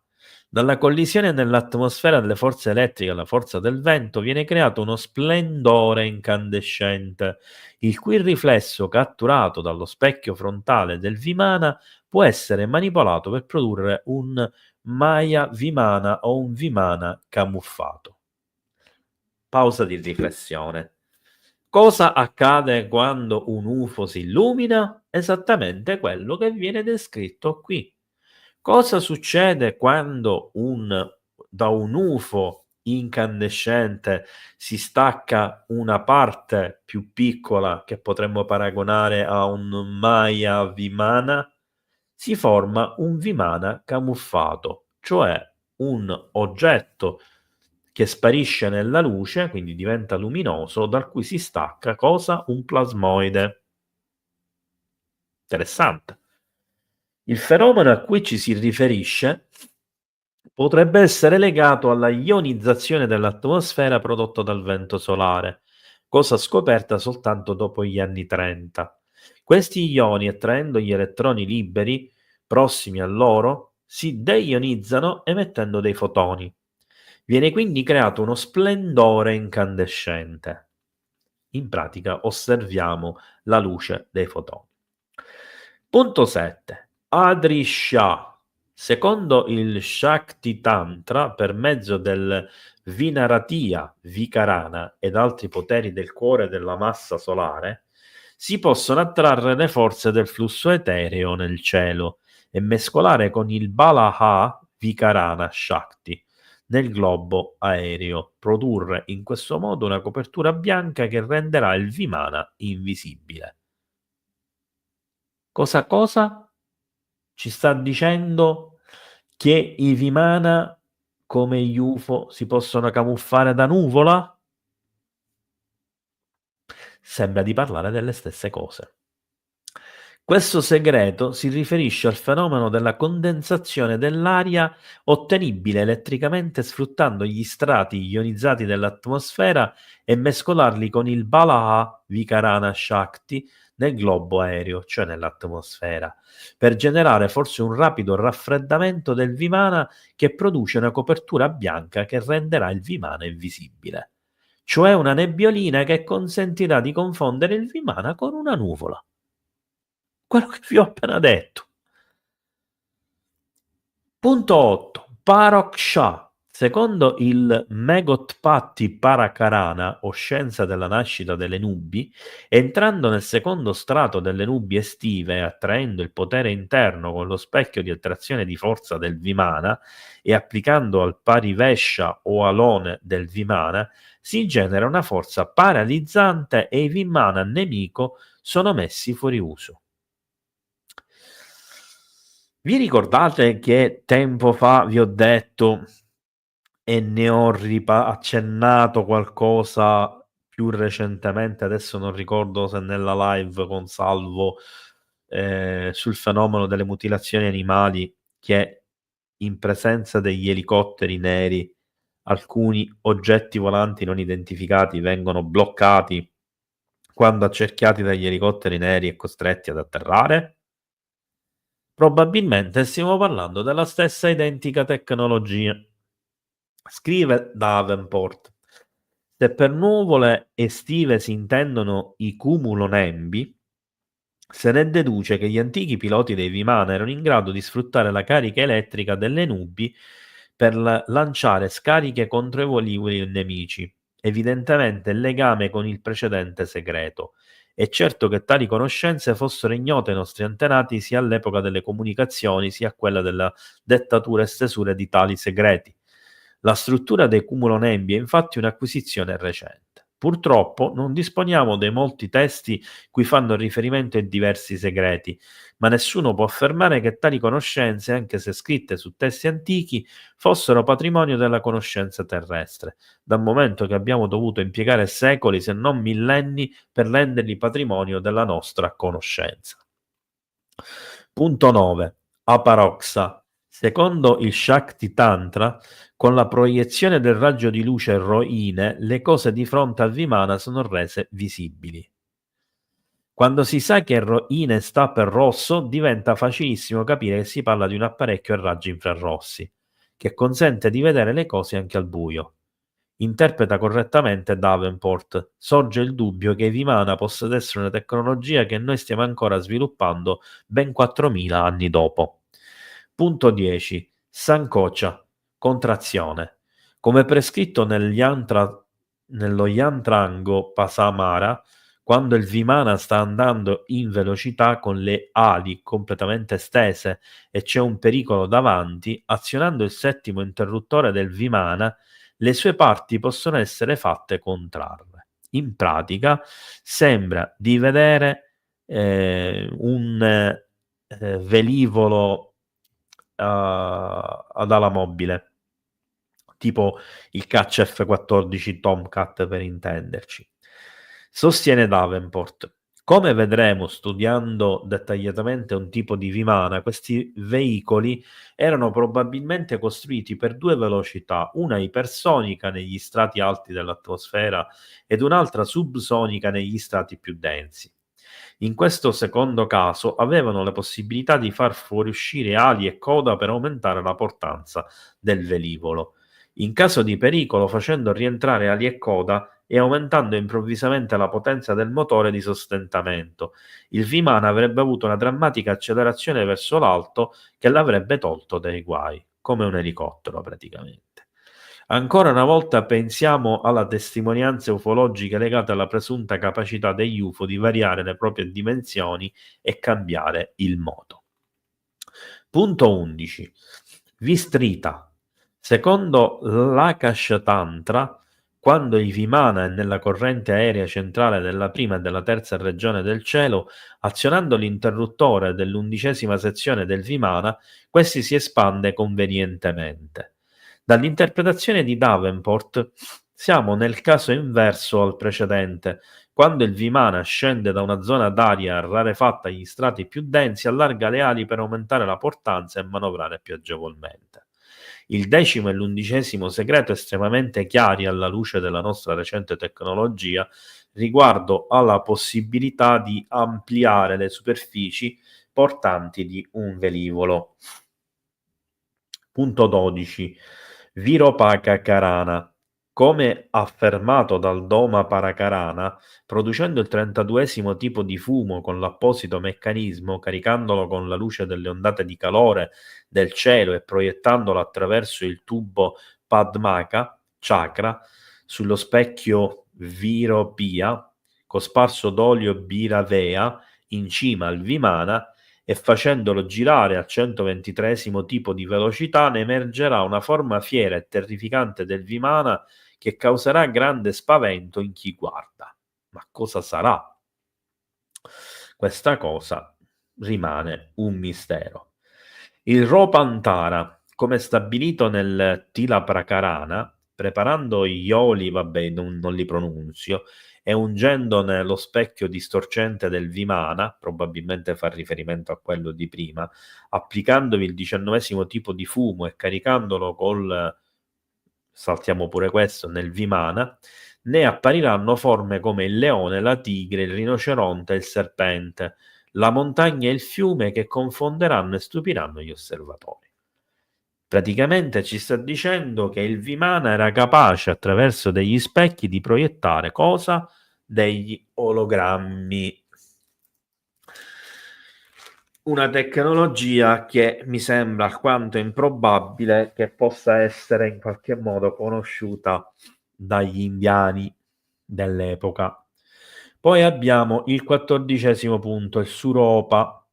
Attraendo i 13 tipi della forza Karaka, menzionati nel Karaka Parakarana, applicando aria sovraccarica di neve e proiettandola attraverso il tubo convettore d'aria verso gli specchi Pushpine Pinjula nel lato anteriore destro del Vimana e focalizzandoli sopra il raggio Suraga, apparirà a chi guarda il Vimana una donzella celeste coperta di fiori e di gioielli. Cosa vi ricorda? A me ricorda molto le BVM, le cosiddette apparizioni spirituali e mariane. Segreti di questo tipo esclusivo e psicologico, secondo Davenport, ci si riferisce al modo in cui devono apparire i piloti per realizzare una specie di cortina fumogena alle dimensioni controllate, adatta a spaventare e quindi tener lontane le popolazioni indigene, piuttosto che a produrre un qualche effetto sui veicoli nemici. Interessanti i riferimenti relativi alla produzione di sostanze chimiche diverse indicate come 19 gradi o 32 tipo di fumo, al caricamento degli specchi ricoperti opportunamente di oli del tipo, fa l'elenco, e alla proiezione delle diverse immagini tramite il tubo Padmaka Chakra o Kuntine Shakti, o con vettore d'aria che sono focalizzati sugli specchi rotanti. È particolarmente rilevante notare la descrizione del 14° segreto in cui, applicando aria sovraccarica di neve, proiettandola attraverso il tubo con vettore d'aria verso gli specchi Pushpina e Punjala nel lato anteriore destro del Vimana e focalizzandoli sopra il raggio Suraga, apparirà a chi guarda il Vimana una donzella celeste coperta di fiori e di gioielli.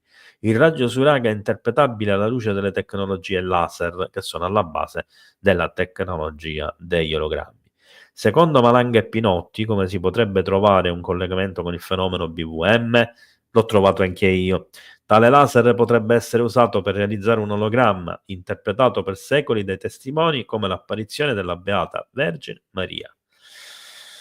E prima di continuare con questa arringa, vorrei sottolineare un attimo una questione. Infatti, per quale motivo dovrebbero proiettare degli ologrammi se non creare delle illusioni per potenziare la loro divinizzazione? Perché dovrebbero creare cortine di fumo che possano servire per spaventare le persone, probabilmente quando atterrano? Forse perché erano soggetti comunque alla morte, forse perché potevano essere uccisi, non erano invulnerabili, eccetera, eccetera, e quindi non erano dei, ma erano esseri in carne ed ossa? Sicuramente io direi proprio di sì. Ma andiamo avanti. Punto 15. Yotir Bhava, come affermato nell'Amshubodhine dal Samgna e altri 16 digitis dello splendore solare, attraendo il 12° e il 16° ditis e focalizzandosi sulla forza dell'aria nella sezione Mayoka del quarto sentiero del cielo, e similmente attraendo la forza dello splendore etereo e mescolandola con lo splendore del settimo strato della massa d'aria, e poi proiettando queste forze attraverso i tubi del Vimana sulla sezione dello specchio Guaugara, sarà prodotto un ricco splendore come quello del sole del mattino. Mi fermo di nuovo un attimino, che fa rima con il sole del mattino.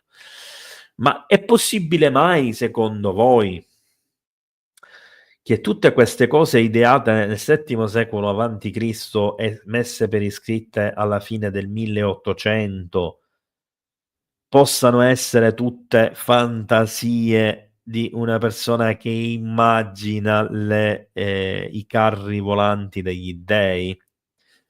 Cioè, si capisce a un miglio di distanza, con tutto lo scetticismo che possiamo avere, che ogni descrizione parla di una componente precisa, di un punto preciso, di una struttura precisa all'interno di un preciso veicolo che va utilizzato in un preciso modo, in un determinato momento, in concomitanza con determinate sostanze, e mi volete far credere, non ovviamente voi amici della community, ma riferito agli scettici, che è tutta una stupidaggine inventata a livello mitologico?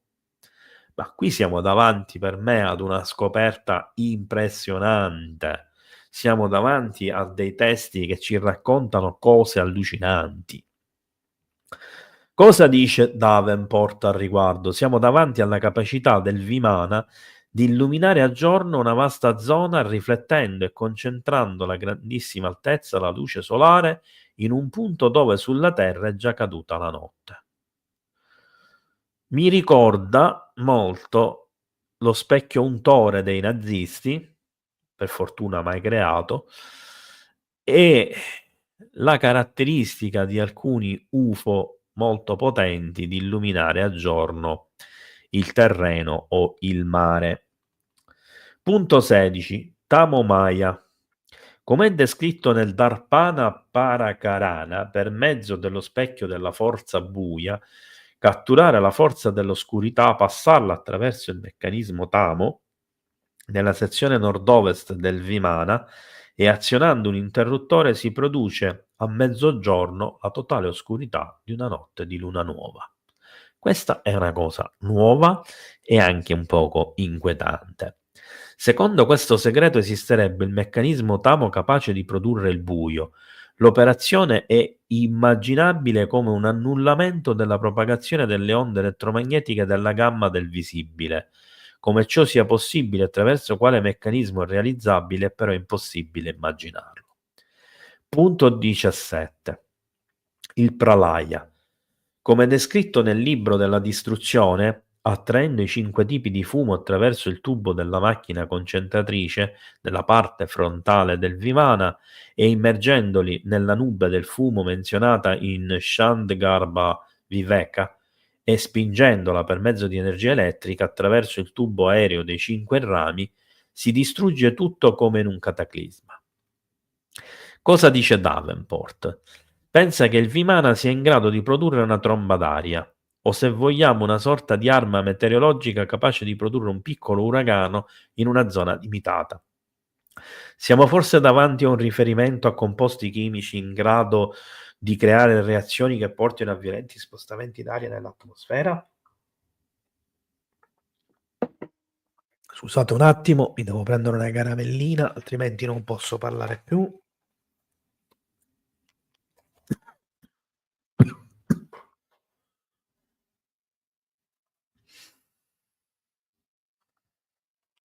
Punto 18. Il Vimuka, come menzionato nell'RG Irridaya, proiettando la forza del Kubera, Vimuka e della polvere velenosa Vishavanara attraverso il tubo dello specchio Rudri e azionando l'interruttore del meccanismo dell'aria si produce una totale insensibilità e coma. Davenport dice: è chiaramente riconoscibile, nonostante il linguaggio al solito molto complesso, un'arma chimica. In questo caso il veleno viene distribuito sull'area interessata attraverso un irroratore meccanismo dell'aria non dissimile da quelli usati per spargere insetticida sui campi. Vi ricorda qualcos'altro? A me ricorda le scie chimiche. Punto 19. Il Tahara. Mescolando con le forze eteree 10 parti di forza dell'aria, 7 parti di forza dell'acqua e 16 parti di splendore solare, proiettandole per mezzo dello specchio a stella attraverso il tubo frontale del Vimana, si crea l'apparenza di un cielo stellato. Questo segreto è molto oscuro, la sua interpretazione alquanto azzardata per Davenport. Potrebbe essere un mezzo mimetico del Vimana che dal basso apparirebbe come un puntino luminoso in mezzo ad altri puntini simili. Io rido perché vi ricorda qualcosa? Classico mimetismo da stella nel cielo notturno. Degli UFO, ovviamente, chiaro. Punto 20. Ma Ashbava mi Vimoana. Concentrando la forza dell'aria nei 7 tubi del Vimana e azionando un interruttore si produce, come stabilito nel Shabda Parakashika, un crescendo di tonante rumore che fa tremare la gente di paura. La stordisce e la rende insensibile. Secondo Davenport siamo ritornati su un terreno più solido. Gli effetti disastrosi di una forte e continua onda sonora sul sistema nervoso sono infatti noti. Anche gli effetti del crescendo sono ben descritti. Prima lo spavento per il rombo di cui è ignota l'origine, poi lo stordimento e finalmente, quando il suono diventa insopportabile, lo svenimento. Ci troviamo di fronte a un'arma di indubbia efficacia se usata da un Vimana contro un esercito a terra. Con un mezzo del genere è realmente possibile ad un solo carro eliminare parecchie centinaia di avversari se sono concentrati in una zona relativamente piccola. Punto 21. Langana. Come stabilito nel Vayu Tattva Prakarna, quando si passa da una corrente d'aria ad un'altra, il Vimana affronta lo splendore Bhadaba nel sole e prende fuoco. Per prevenire l'energia elettrica e l'energia dell'aria del Vimana devono essere congiunte e centrate nel centro vitale del Vimana e azionando un interruttore il Vimana salterà verso la salvezza. Cosa dice Davenport? Risulta incomprensibile questo verso, possiamo però trovarci davanti a un riferimento al rientro nell'atmosfera di un mezzo che si trova a passare da una corrente d'aria ad un'altra, cioè dallo spazio esterno all'atmosfera terrestre. In questo caso, come è noto, si crea una forza d'attrito in grado di distruggere il mezzo volante. Insomma, il Vimana affronta lo splendore Bhaadaba del Sole e prende fuoco. Il segreto suggerisce di convogliare le forze in grado di distruggere il Vimana nei punti dove questo è più protetto, cioè il centro vitale.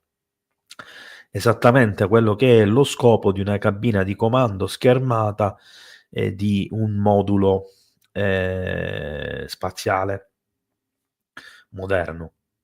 Punto 22. Il Sarpa Gamana. Attraendo il Dandavakra e le altre 7 forze dell'aria e aggiungendovi i raggi solari, passando attraverso il centro zigzagheggiante del Vimana e azionando un interruttore, il Vimana assumerà un andamento a zigzag come un serpente. Sembra di parlare degli UFO e del famoso movimento zigzagante che non sarebbe spiegabile secondo molti. Cosa dice Davenport? Operare bruschi e frequenti cambiamenti di rotta è una manovra comune ai moderni caccia da combattimento per sfuggire ai missili nemici o per ingannare il radar. Nella casistica ufologica sono presenti numerosi riferimenti ad oggetti in grado di volare con un'andatura simile a quella descritta in questo segreto. 23° punto. Chapala. Quando si avvista un Vimana nemico, azionando un interruttore nel centro di forza della sezione mediana del Vimana, a 4087 giri all'ora atmosferica, sarà generata un'onda di velocità che squasserà il Vimana nemico. Davenport suggerisce che si desume che i Vimana erano in grado di creare fortissime turbolenze e di dirigerle verso un bersaglio preciso. Nulla di simile è ancora stato messo a punto, almeno a nostra conoscenza. Parliamo del 77 però. Particolarmente delizioso è il riferimento all'ora atmosferica, che è una classica misura del tempo locale e non universale. Punto 24. Sarvatumaka. Quando una formazione di Vimana nemica arriva all'attacco, azionando l'interruttore della corona del Vimana, lo si fa girare con un'agilità e fronteggiare gli attacchi da ogni lato. Davenport. Niente di sorprendente su questa manovra che tuttavia comporta degli accorgimenti particolari, dei quali non è fatta menzione. Per salvaguardare l'equipaggio che si troverebbe dentro una specie di trottola volante, il dubbio di Davenport può essere immediatamente fugato se si suppone che i piloti dei Vimana siano seduti su postazioni collegate cardanicamente al Vimana ed abbiano di fronte a loro un set di video che controllino l'esterno. Ancora una volta si evince che la tecnologia dei Vimani controllava tutto a 3 forze fisiche conosciute, quella elettrica, magnetica e gravitazionale. 25. Parashabha Anaka. Come spiegato nel Soudamine Kaala o Scienza dell'elettronica, per mezzo del meccanismo catturatore di suoni del Vimana si possono sentire le parole e i suoni degli aerei nemici che volano nel cielo. 2 le possibilità: o questo apparecchio è semplicemente una radio che consente, se regolata sulla giusta frequenza, di ascoltare le conversazioni sempre via radio dei nemici, dice Davenport, oppure il passo va inteso alla lettera, nel qual caso ci troveremmo di fronte ad un apparecchio sofisticatissimo capace di rilevare dall'esterno vibrazioni sonore prodotte all'interno degli altri velivoli. Qualcosa di simile è stato ottenuto puntando un fascio di raggi laser su una placca sensibile posta sulle pareti esterne dell'ambiente che si vuole spiare. Sembra che i piloti del Vimana potessero fare a meno della placca. Punto 26. Ropa Karsana. Per mezzo del meccanismo fotografico del Vimana si ottiene un'immagine televisiva dell'interno di Vimana Nemici. Ora, mi fermo un attimo su queste 3 righe. Ma come può una mente scettica non comprendere che stiamo parlando di una descrizione di un libro dei fine 1800, dove si parla di schermi televisivi, di meccanismi dove si vedono le immagini, meccanismi per scattare fotografie. Cioè, stiamo parlando di cose che all'epoca erano inconcepibili o in fase di sperimentazione primordiale, possiamo dire, e nulla a che fare con le tecnologie descritte qui. Davenport conclude: ai nostri occhi questa è pura fantascienza, poiché quando egli scrive nel 79 le tecnologie che hanno permesso il GSM e i sistemi UMTS erano realmente fantascienza. Punto 27. Il Kriya Grahana. Girando la chiave sul fondo del Vimana si fa apparire uno schermo bianco. Elettrificando i 3 acidi nella parte nord-est del Vimana e sottoponendoli a 7 tipi di raggi solari e passando la forza risultante dentro il tubo dello specchio Trishersha e facendo in modo che lo schermo sia di fronte allo specchio e girando la chiave superiore, tutte le attività che sono in corso sul terreno verranno proiettate sullo schermo. Praticamente viene spiato tutto quello che viene fatto a terra, esattamente come avviene per un satellite spia. Anche se descritto in modo strano, ci troviamo di fronte ad un monitor collegato a una telecamera probabilmente dotata di zoom. Si fa chiaramente riferimento a uno schermo video che quando è spento risulta scuro all'osservatore ed appena acceso diventa bianco, in pratica, come gli schermi televisivi. Attualmente gli schermi al plasma usano pixel che vanno stimolati elettricamente contenenti 3 gas differenti, necessari per creare i 3 colori fondamentali verde, rosso e blu. Nel segreto si dice inoltre che i 3 acidi devono essere sottoposti a 7 tipi di raggi solari, anche questa informazione è corretta. Per riprodurre tutte le sfumature dei colori naturali nei moderni cinescopi, occorre procedere alla modulazione dei 3 colori principali con i 7 colori dell'arcobaleno. Ovviamente queste sono tecnologie superate ormai perché abbiamo i cristalli liquidi e ben altro. 28. Il Dik Pradarshana. Girando la chiave sul fronte del Vimana, il meccanismo di sciapati mostrerà la direzione nel quale il Vimana nemico si sta avvicinando, in pratica un radar. Davenport brevemente conclude: noi lo chiamiamo radar. Difficilmente smentire una simile affermazione. Punto 29. La Akashakara. Stando alla Akasha Tantra, mescolando una soluzione di mica nera con Nem e decotto di Bonaga e un unghendone, vabbè, qua sicuramente doveva essere un endo, nelle parti esteriori di un Vimana fatto di placche di mica ed esponendole ai raggi del sole, il Vimana apparirà come il cielo e diverrà indistinguibile. Sembra di vedere il progetto del Birds of Prey della Boeing dei primi anni 2000. Si tratta di un altro accorgimento mimetico, sostiene Davenport, ma la descrizione è illuminante, non solo perché ci spiega che il Vimana è costruito con placche di mica o con mattonelle ceramiche o leghe ceramiche, ma anche perché tali mattonelle, opportunamente verniciate nella parte esterna, ungendo nelle parti esteriori, possono cambiare di colore il Vimana. In pratica quello che fa il progetto del Birds of Prey. L'uso di tale tecnologia è diventato normale per la NASA nella costruzione di capsule. Punto 30. La Jalada Ro-Opa. Mescolando succo di melograno, bilva e olio di bael, sale di rame, nero fumo, grantica e liquido Google, polvere di mostarda e decotto di scaglie di pesce, e aggiungendo conchiglie di mare e polvere di rocce di sale, raccogliendo il fumo della soluzione, inondandolo del calore solare che avviluppa la copertura, il Vimana apparirà come una nuvola. L'interpretazione di Davenport sembra una ricetta di cucina particolarmente disgustosa. Un chimico esperto però in realtà potrebbe chiarire gli ingredienti e le procedure, in quanto la descrizione segue le stesse modalità di precisione della descrizione già usata nel XXVII segreto, spiegare cioè l'essenzialità delle cose e non il funzionamento.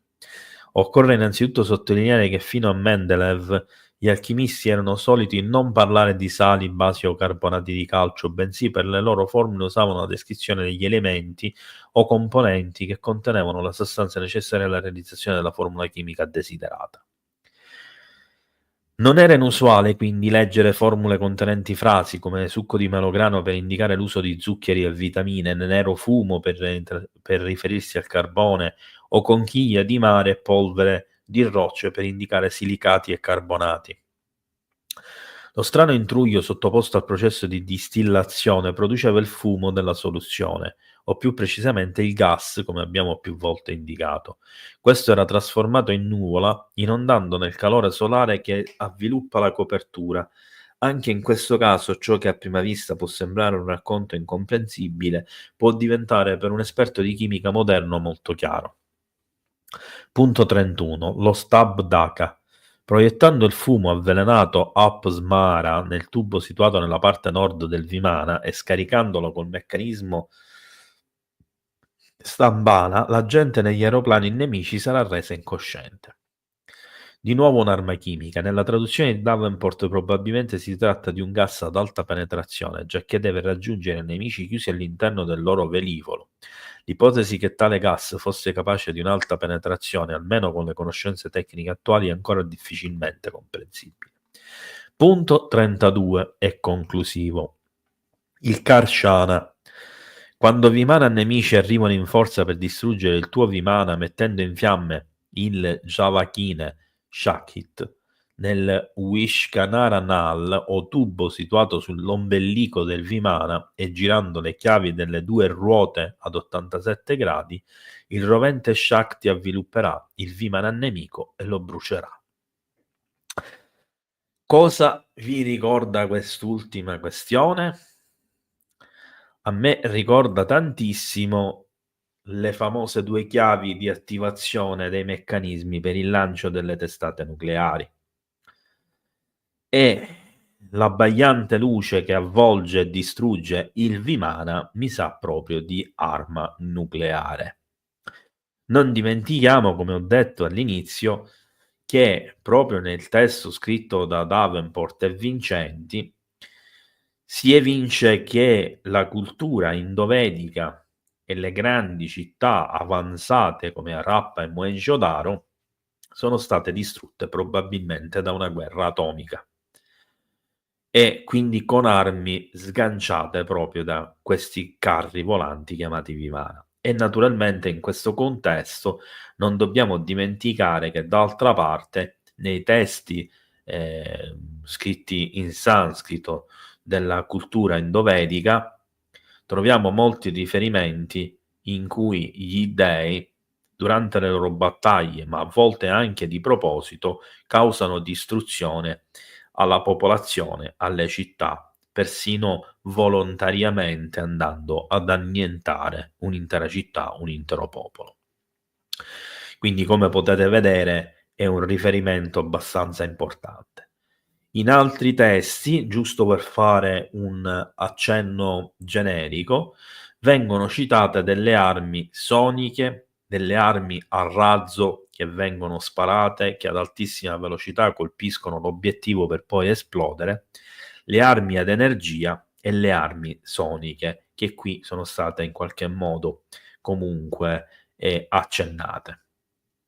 La stessa tipologia di cose la troviamo nei carri celesti dei Sumeri e degli Anunnaki, quindi, e la troviamo in molte altre culture. E questo è un argomento che approfondiremo naturalmente in un'altra live ancora.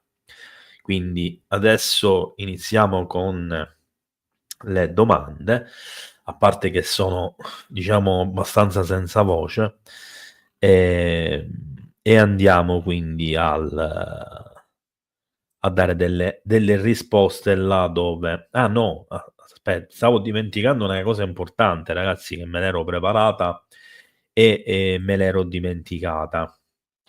Vi voglio, leggere un mio articolo, quindi ve lo mostro, che parla, uno dei tanti che ho scritto che parla dei Vimana, ma questo mi interessa perché ha un approccio completamente differente. I carri degli dei del Nepal. Si parla di una festa. Allora, questa festa vede protagonisti i carri e gli dei, in eventi che, come vedremo, ci ricorderanno appunto alcune cose descritte in precedenza.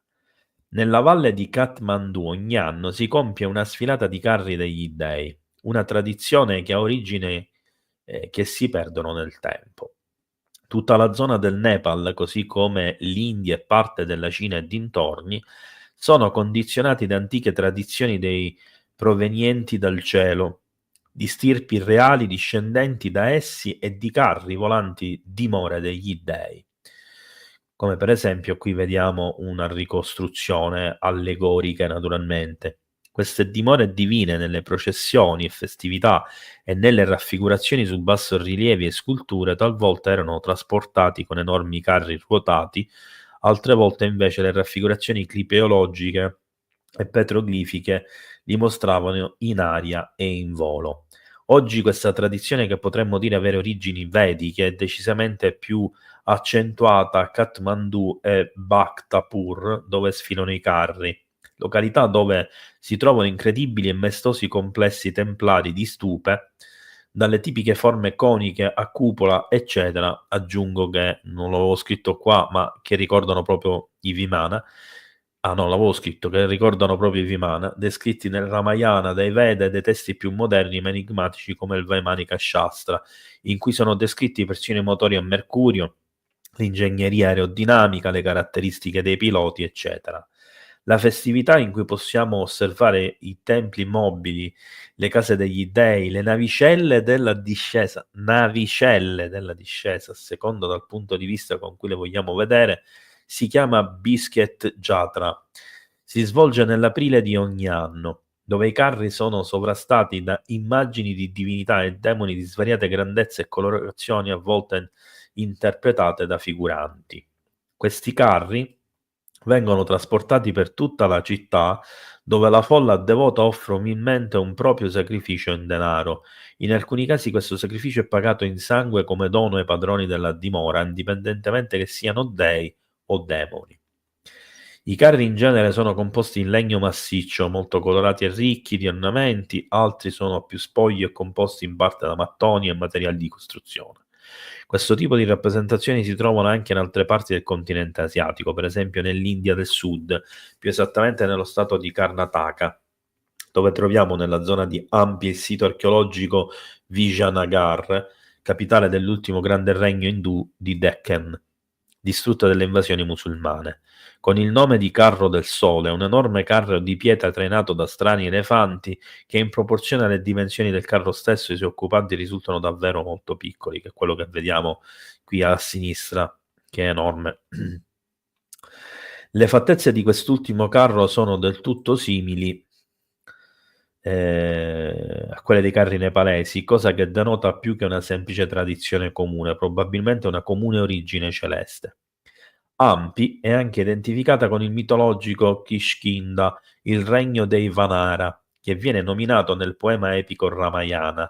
Vorrei ricordare che esso contiene molti miti che parlano di guerre tra dei e demoni e tra divinità ed eroi. Questi si fanno guerra con l'uso di carri volanti, verghe magiche, frecce distruttrici, luci devastanti, venti pestilenziali ed altri strumenti. Sono anche citate conseguenze o effetti riconducibili ad armi tecnologicamente avanzate e moderne. Vediamo qui a seguire come si svolge esattamente la festività, così come riportato nei dettagli da un esperto di Tibet nel sito di TripAdvisor. Sono in corso certo strane anche altre cose legate a questi tradizionali carri degli dei che li occupavano. Facciamo Qualche esempio: anche le figure divine come i carri sono sproporzionati rispetto agli elefanti. In alcuni casi questi vengono cavalcati dagli dei, che sono palesemente più grandi di un uomo. Questi sono almeno il doppio di altezza di un uomo, cosa che ricorda molto non solo gli avatara della tradizione indù, ma anche gli dei mesopotamici, gli Anunnaki sumeri, le principali divinità del pantheon egizi, greci e romani. Il famoso festival Biskhet Yatra viene celebrato a Bhaktapur per 9 giorni a partire dal 9 aprile e segna la fine dell'inizio del nuovo anno nepalese.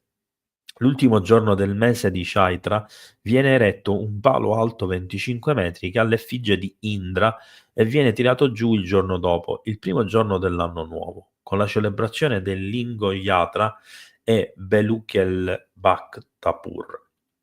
Questa festa risale al tempo dei Linciavi ed è sempre stata una gran processione con il carro che trasportava fino a Kolnatole le divinità induiste, tra cui spiccava Bhairab, che è il patrono di Bhaktapur. Tuttora è così e come ogni anno viene rappresentata una battaglia in ricordo dei tempi antichi, in cui le città era divisa in fazioni. Il 9 aprile c'è la partenza dei carri, la dea consorte di Bhairab da Tamadi Tole. Il 10 e l'11 aprile la processione con le effigie delle divinità induiste che si crede scendono in città dai loro troni celesti, quindi dai carri, dai vimana. Il 12 aprile innalzamento di 2 pali rappresentanti demoni, uno nella piazza dei Vasai e l'altro in Yosikel. Il 13 aprile è il primo giorno dell'anno nepalese, si celebra al mattino tirando giù il palo di Yosinkel, che sta a simboleggiare la caduta del male di fronte al bene. C'è poi uno scontro tra i carri di Bhairab e Bhadrakali vicino a Tauma di Tole, che sta a simboleggiare l'unione tra il maschile e il femminile che genera fertilità per il nuovo anno. Questa rappresentazione ricorda una leggenda che narra che tutti gli uomini che sposavano la principessa della città durante questi la trovarono poi morta la mattina della prima notte di luna di miele. Fu così che dopo una serie di eventi incorsi negli anni, alla fine uno sposo decise di rimanere sveglio per proteggere la sua sposa. Durante la notte apparve un terrificante serpente maligno e lo sposo lo uccise con la sua spada, portando finalmente gioia e prosperità alla città. E appunto i 2 carri che si scontrano secondo i locali rappresentano l'unione tra l'uomo e la donna che porterà felicità, prosperità e benessere. Il 14 aprile Balkumari Yatra Sindura Yatra e Timi, in cui il popolo Nevari trasporta una ventina di baldacchini adornanti con le divinità facendo 3 volte il giro del villaggio e lanciando al vento polvere rossa, fino ad arrivare alla piazza del tempio di Balkumari. A Bode invece c'è la cerimonia del piercing sulla lingua, dove un coraggioso si perfora la lingua con un grosso ago. In tutte le case il membro più anziano della famiglia pone la tica sul capo dei suoi familiari e tutti si scambiano benedizioni. Il 15 aprile vengono fatte offerte al tempio dell'8 personificazioni della divinità di Astamatrika, che stanno a rappresentare gli 8 rioni della città antica e che li proteggono. Vengono infatti chiamate le 8 madri. Il 16 aprile Lingo Yatra, che sembra il medico, l'otorinolaringoiatra, si tira giù anche il palo della piazza dei Vasai. A questo punto la divinità alle quali sono state fatte le offerte saliranno di nuovo sui loro troni celesti e veglieranno sulla comunità. L'allegoria della festa. In pratica la festività è un'allegoria di un evento preciso, il cui origini si sono perse nella notte dei tempi. Essa dovrebbe simboleggiare una battaglia tra carri degli dei e demoni, ed in questo contesto il dio Bhairab, patrono locale, e Bhaktapur e la divinità femminile Bhadrakali si uniscono sessualmente e si sposano dopo la prima battaglia. In questo combattimento si vede la sconfitta di un primo demone. Questa sconfitta viene figurata dall'abbattimento di uno dei 2 pali che stanno a simboleggiare i demoni. I tralicci vengono eretti nella cittadina all'inizio della festività e si rappresentano le fazioni avverse al benessere cittadino. Il palo in questione rappresenta il demone Josinkel, sconfitto dal bene, subito dopo l'evento precedente. Dopo i carri dei due sposi si scontrano in battaglia. Quest'ultima è un'altra allegoria che cela in questo caso, a detta degli abitanti locali, il rito di unione tra le due divinità maschile e femminile. Nella tradizione inoltre si vuole che l'altro demone, l'altro palo, uccida nella notte la principessa sposa dell'eroe. Quest'ultima vince la battaglia, a cui il tutto sembra molto confuso. Probabilmente il principe e la principessa locali sono le due divinità del bene vincitrici ed unitesi. Il demone si manifesta sotto forma di un serpente e viene ucciso dal principe sposo durante una notte di veglia. Questo fatto avviene ciclicamente, che la sposa principessa diveniva moglie dopo la prima notte di nozze, ella veniva trovata morta.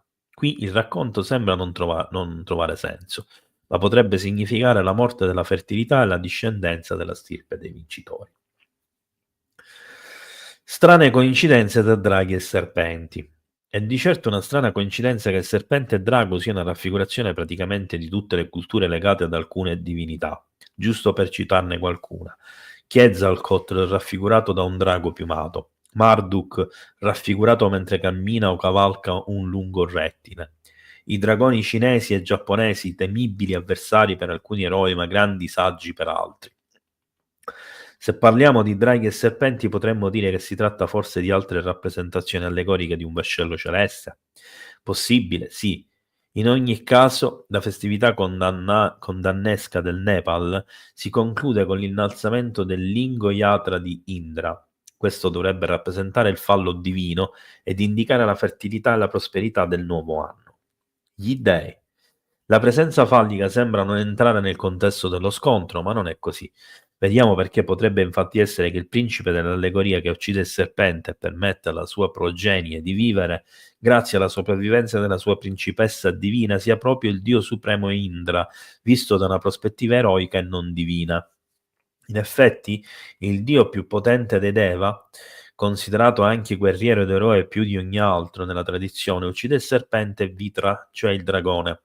Il dio Indra viene raffigurato con le vesti dorate, anche i suoi biondissimi capelli e i suoi occhi azzurri sono fatti alquanto inconsueti per quell'era e naturalmente aggiungo per quelle latitudini. Egli inoltre è alla guida di una biga tirata da cavalli, figura che ricorda molto il dio greco Apollo, quello che vi dicevo prima. Questa immagine ricorda molto anche il dio sumero-babilonese Ninurta, che uccide e sconfigge Marduk ed il suo carro celeste drago. Non possiamo fare a meno di notare che Indra ha tutte le caratteristiche anche del dio greco Zeus, e come lui, tanto di armi che lanciano i fulmini, passione per le donne e per l'alcol, e con lui è decisamente considerato il più saggio e venerato degli dei della Grecia e di Roma. In conclusione, la festività ricorrente del Capodanno nepalese potrebbe in effetti essere allegoria di eventi eroici e divini. Questi hanno visto nei cieli o in terra scontri, forse, tra benevole e malevole fazioni. Quest'ultime facevano l'uso di carri celesti, di morie celesti e la finale vittoria degli dei sui demoni serpente, in cui possiamo ritrovare la nascita della stirpe di Indra. Possiamo anche ritrovare l'inizio di un'era di fertilità e prosperità, l'età dell'oro. Questa ricorrenza viene festeggiata nell'aprile di ogni anno. Ok, adesso possiamo andare praticamente alle domande. Allora, intanto un grazie a chi ha espresso un sostegno al canale. Andiamo alla prima domanda. Carlo di Ezechiele e Vimana esteticamente nessuna relazione, ma pensi che ci possa esserci un nesso? Sì, Giorgio, in realtà ho risposto durante la live perché quando ho accostato le due questioni tra il Vimana con le 4 eliche e i quattro cherubini proprio dell'astronave del rapimento di Ezechiele, mi riferivo quindi a questo. Domanda di Maya: i vari veicoli volanti rappresentanti nei quadri religiosi e nei petroglifi possono essere riconducibili ai Vimana? I quadri religiosi sì, potrebbe, ma naturalmente in considerazione del fatto che sembrano essere la stessa cosa degli UFO. In alcuni casi, ci sono delle differenze fondamentali e sembra di vedere proprio gli oggetti più attuali, più moderni, in altri casi invece sembra di vedere qualcosa di più simile proprio ai Vimana. In particolar modo quando si vedono queste forme a trottola con escrescenze e cose che sembrano uscire fuori dallo scafo, oppure oggetti, che ricordano un po' più, io non ve li ho fatti vedere, ma ci sono delle ricostruzioni che sembrano, proprio modellini, che sembrano dei velivoli più simili a quelli moderni, quindi ad un aereo sostanzialmente. Intanto se non ha dato già Bruno do lo stop alle domande, okay, perfetto. Allora, il mercurio è rilevato in molte grotte del Sud America, dove erano presenti reperti con simboli che rappresentavano alieni e oggetti volanti, così come all'interno di alcune piramidi. Potrebbero far pensare che quei luoghi potessero essere utilizzati come ipotetiche basi dove entravano ed uscivano i Vimana? Bella domanda Laura, e grazie di averla fatta perché mi dai uno spunto e mi inviti anche a ricordare una cosa. Inizio da quest'ultima. Nel canale qui su UFO News GL potete trovare un video che parla proprio del ritrovamento di mercurio liquido, di mica e altri minerali all'interno degli scavi sotto alcune piramidi e strutture archeologiche del Sud America e del Centro America, e della connessione che ci potrebbe essere effettivamente con il ritrovamento di mercurio liquido anche in luoghi come l'Egitto, come la Mesopotamia, e proprio alle diciamo frasi che in qualche modo alludono ad una propulsione basata sul mercurio che si trovano propriamente nei testi indovedici, tra cui alcuni che abbiamo visto anche questa sera. Quindi è assolutamente plausibile che ci sia una connessione tra le due cose. Quale possa essere in senso stretto, non è possibile secondo me allo stato attuale stabilirlo, però potrebbero effettivamente essere, diciamo, due utilizzi differenti, due funzioni differenti della stessa tipologia di materiale. Faccio un esempio pratico: mentre per una vimana il mercurio potrebbe servire per la propulsione, all'interno di una piramide, nel sottosuolo di una piramide, magari incanalata in determinate condizioni, poteva servire a permettere alla piramide di emanare un'energia specifica, di produrre un'energia specifica e di inviarla in un determinato luogo. Quindi una sorta di produttore e accumulatore di energia per scopi differenti rispetto alla propulsione di un Vimana.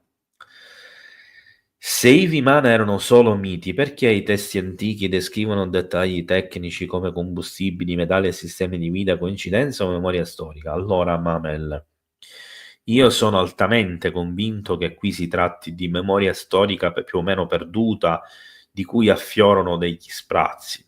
Per me, quando si parla di queste cose, non c'è l'ombra di dubbio che ci siano delle anomalie nella storia che possono essere spiegate solo, esclusivamente, dando spazio a un po' di fantasia e ascoltando senza pregiudizi quelli che sono i testi che ce le raccontano queste cose.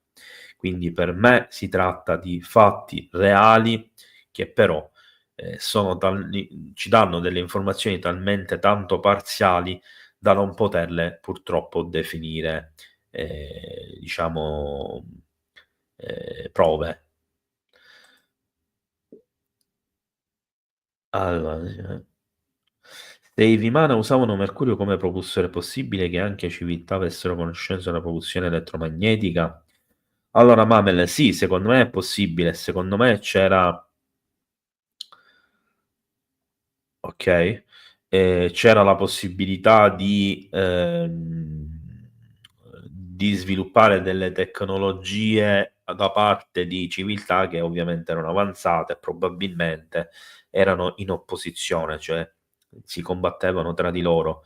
Quindi potremmo dire che, c'erano popolazioni diverse che erano avverse, magari oggi le definiamo angeli e demoni, per esempio, dei e demoni, eccetera, eccetera, ma in realtà erano solo delle fazioni differenti.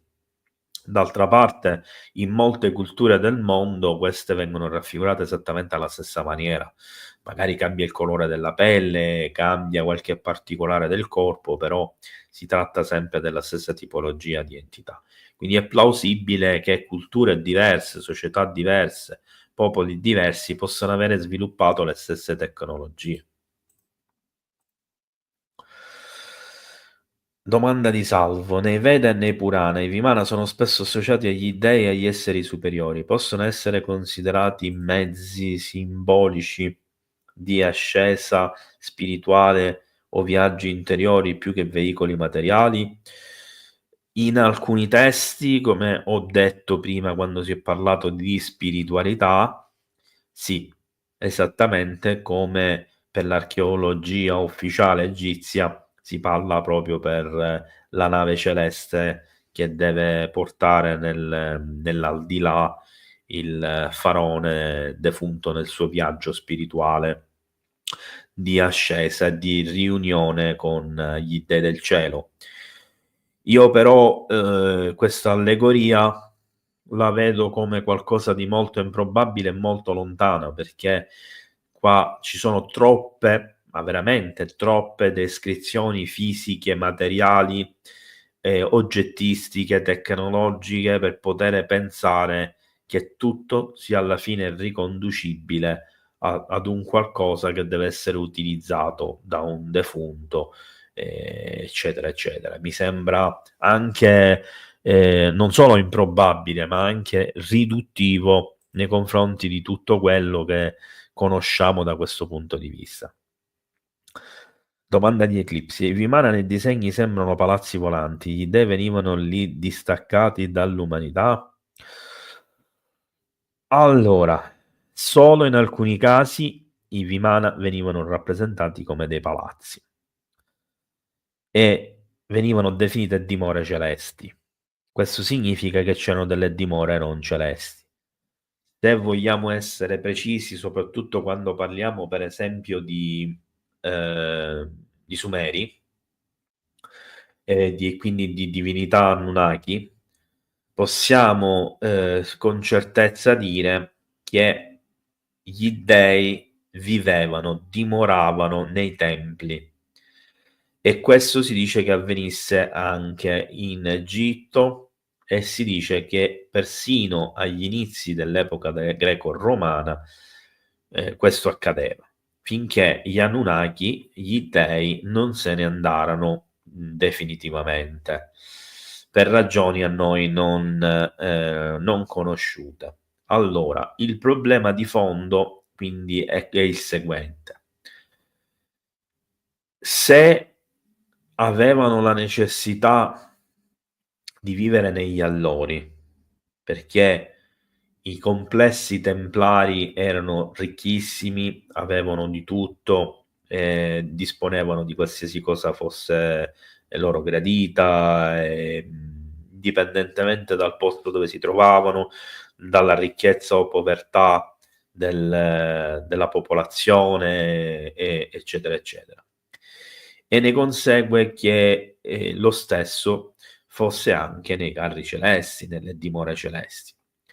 Quindi il fatto che fossero molto grandi, molto potenti, che avessero tantissimi sistemi di difesa, armi, potessero portare tantissime persone, rispecchia proprio la questione del tempio a terra, cioè appunto come dicevo all'inizio le concubine, la servitù, i sacerdoti, tutto ciò che era necessario per il sostentamento della divinità. Quindi, che ne so, ci doveva essere quelli che producevano cibo, quelli che, lo preparavano, quelli che pilotavano il tutto, quelli che lo mantenevano o quelli che facevano la manutenzione, le riparazioni, eccetera, eccetera. Quindi potremmo dire che era un po' come una nave da guerra moderna che fungesse da ammiraglia, ma in questo caso più che da ammiraglia, da palazzo reale, da palazzo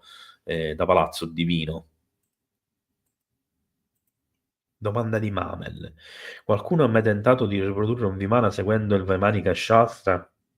Cos'è venuto fuori dai test del 1974 in India e perché poi tutto è stato messo a tacere? Allora, aspetta che devo bere perché di nuovo la voce. Allora, dei test del 74, picchia, non se ne sa niente. Per quanto riguarda altri test che mi risulti a livello di paesi, quindi di nazioni, no. Tranne l'India e la Russia che hanno fatto un accordo e hanno costruito un missile ipersonico. Adesso non mi ricordo come si chiama, ma ha un nome indovedico. In questa joint venture praticamente hanno prodotto questo missile che si ispira ad un'arma descritta proprio in uno scontro aereo dai Veda. E per quanto riguarda invece la riproduzione non tecnologica, diversi ricercatori hanno prodotto dei modellini, come dicevo prima, che si ispirano fondamentalmente, almeno per quanto riguarda le forme esteriori, ai Vimana. Devo andarci un attimo più a rallenti, sia a parlare che a rispondere, perché se no rimango completamente senza voce, perché ho pure mal di gola. Domanda di Lisa. Ciao Gabriele, secondo te Vimana può essere in qualche modo riconducibile al misticismo della Merkaba? Allora, secondo me, un tempo, molto tempo fa, non c'erano cose che erano scollegate. Tutto era collegato. Il problema nasce dopo. Il problema nasce nel momento in cui questa conoscenza si perde. Chi la eredita acquisisce solo parzialmente queste conoscenze e una conoscenza parziale di qualcosa che è molto vasto diventa frammentaria. E mentre i frammenti si perdono sempre di più di generazione in generazione, le cose si separano e prendono strade separate, strade diverse. E questo chiaramente è qualcosa che è avvenuto anche in questo caso, così come in molti aspetti della cultura brahminica che è arrivata anche fino ai giorni d'oggi. Così come anche nelle tradizioni popolari che magari ci vedono delle cose allegoriche piuttosto che delle cose tecnologiche, storiche, spirituali, eccetera.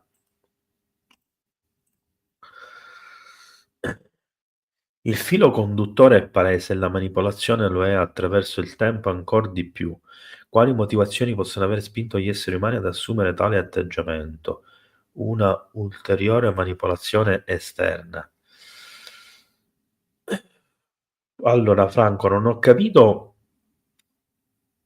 da cosa ha origine questa domanda e quindi qual è il soggetto sia manipolato che il soggetto che è filo conduttore, perché stiamo parlando di Vimana, quindi ho bisogno che mi dai un input per interpretare questa domanda. La lascio un attimino chiusa, vado avanti e leggo quella tua successiva. Il SIDA, gli uomini perfetti e lo yoga come secondo te possono essere messi in relazione con tutta la storia? Bella domanda. Diciamo che non sono un grande esperto di cultura vedica in generale. La mia cultura è più specifica proprio sulla questione dei Vimana. Quindi questa domanda proprio non è per me.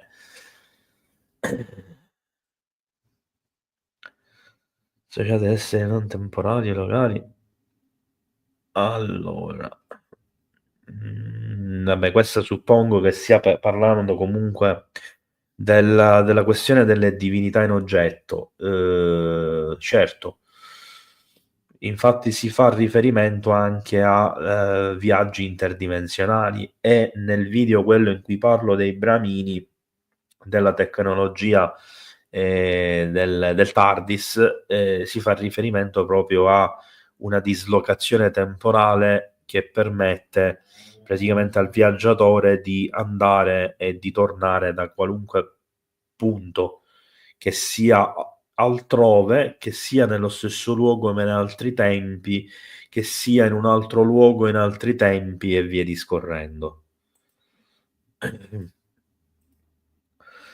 La disabilitazione delle forze mi ricorda parecchio il caso di Robert Salas in merito al caso di Malmstrom nel Montana. Allora, Mauro, sì, quello è solo uno dei tanti casi perché ce ne sono diversi anche in Unione Sovietica, ce ne furono. Ma praticamente tutto quello che abbiamo letto dal Vaimanika Shastra è in qualche modo riconducibile al fenomeno UFO di oggi. I Vimana avevano una sorta di blue beam.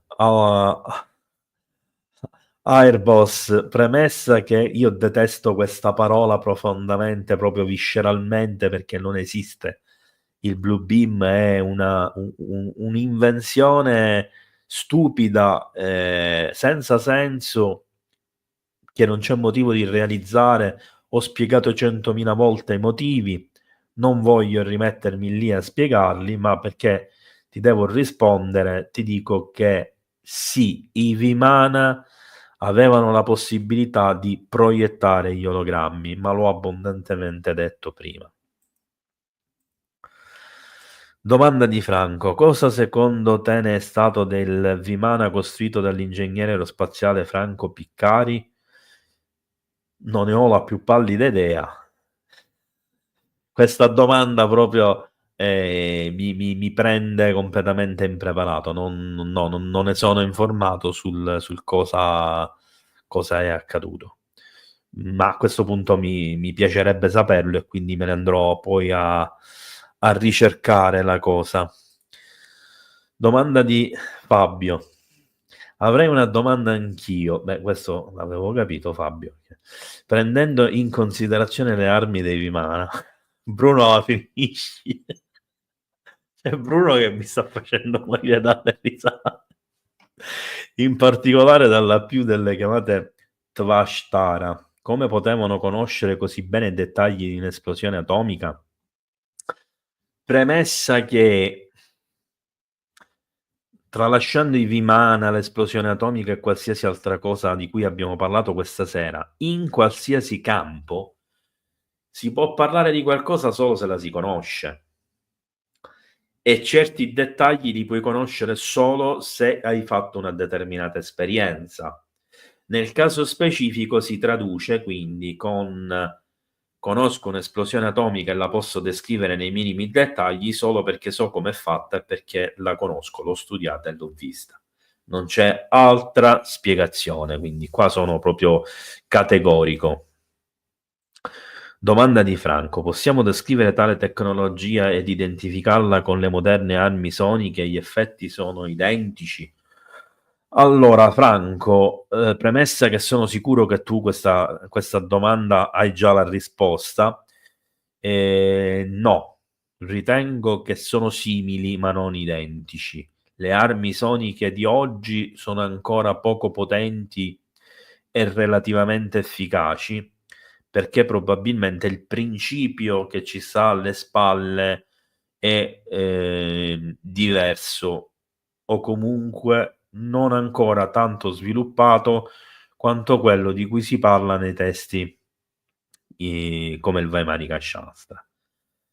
E lo stesso vale anche per la propulsione, perché il famoso scramjet sperimentato dagli americani e oggi praticamente sperimentato anche da molti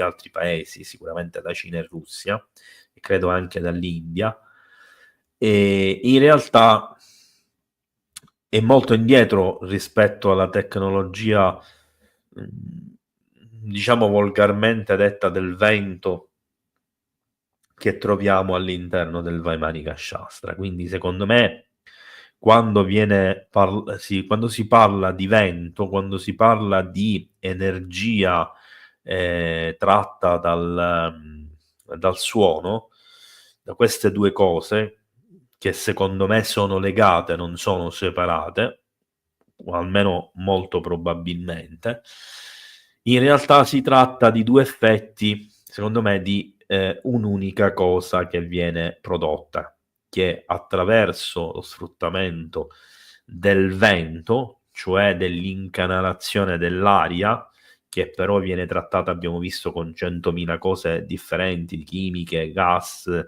raggi, eccetera, eccetera, minerali e via discorrendo. E il risultato praticamente è un suono, un qualcosa molto potente che viene sparato, che ha degli effetti che sono completamente diversi da quelli di una semplice propulsione, scramjet, eccetera.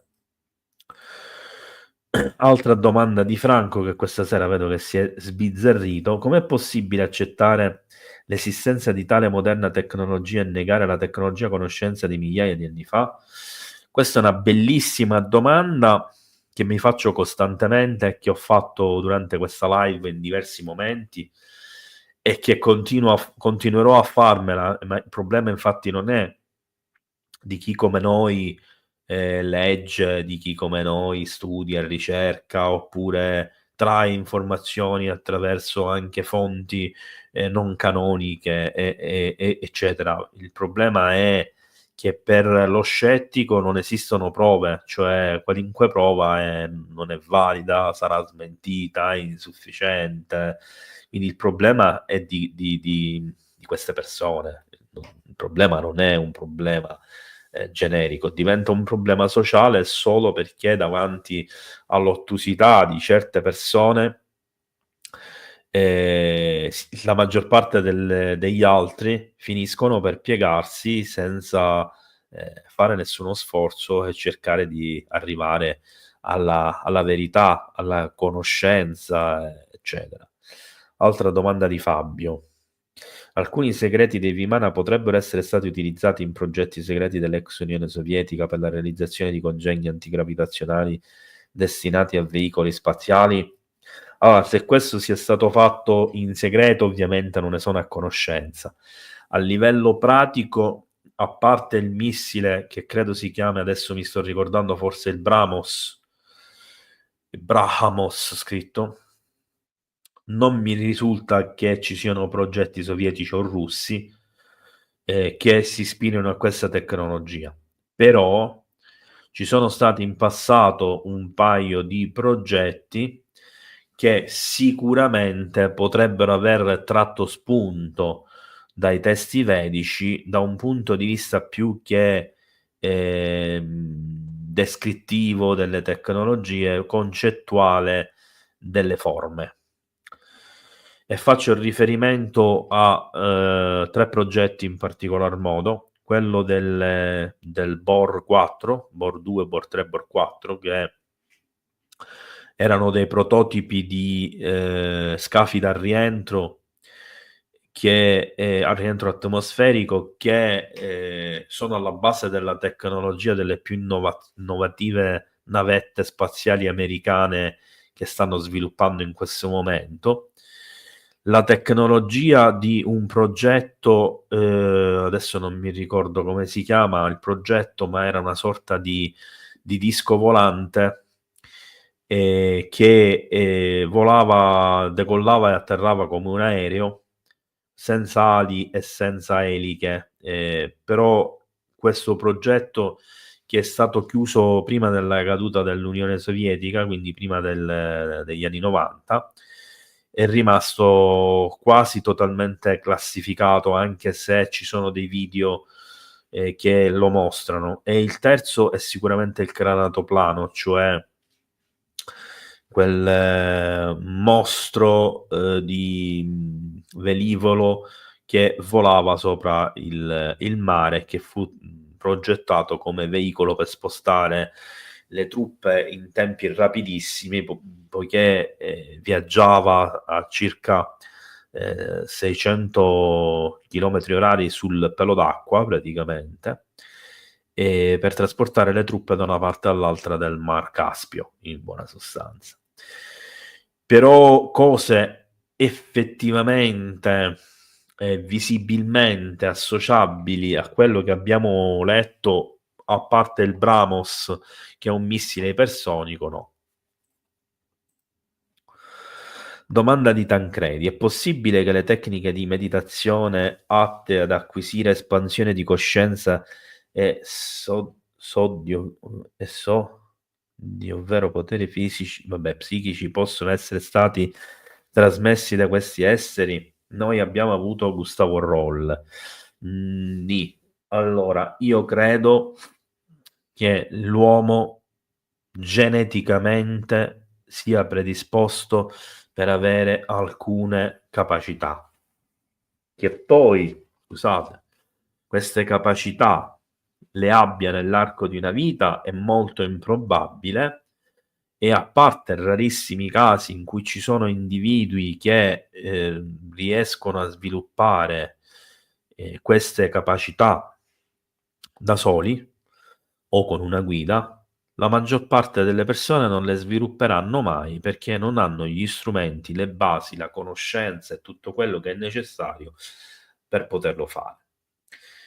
Personaggi come Gustavo Roll avevano delle capacità straordinarie, probabilmente avranno avuto una guida di base, ma hanno avuto la grande fortuna di avere la giusta impostazione mentale per poter comprendere e crescere con quella comprensione. Di queste persone oggi sappiamo che ce ne sono molte di più di quelle che possiamo immaginare.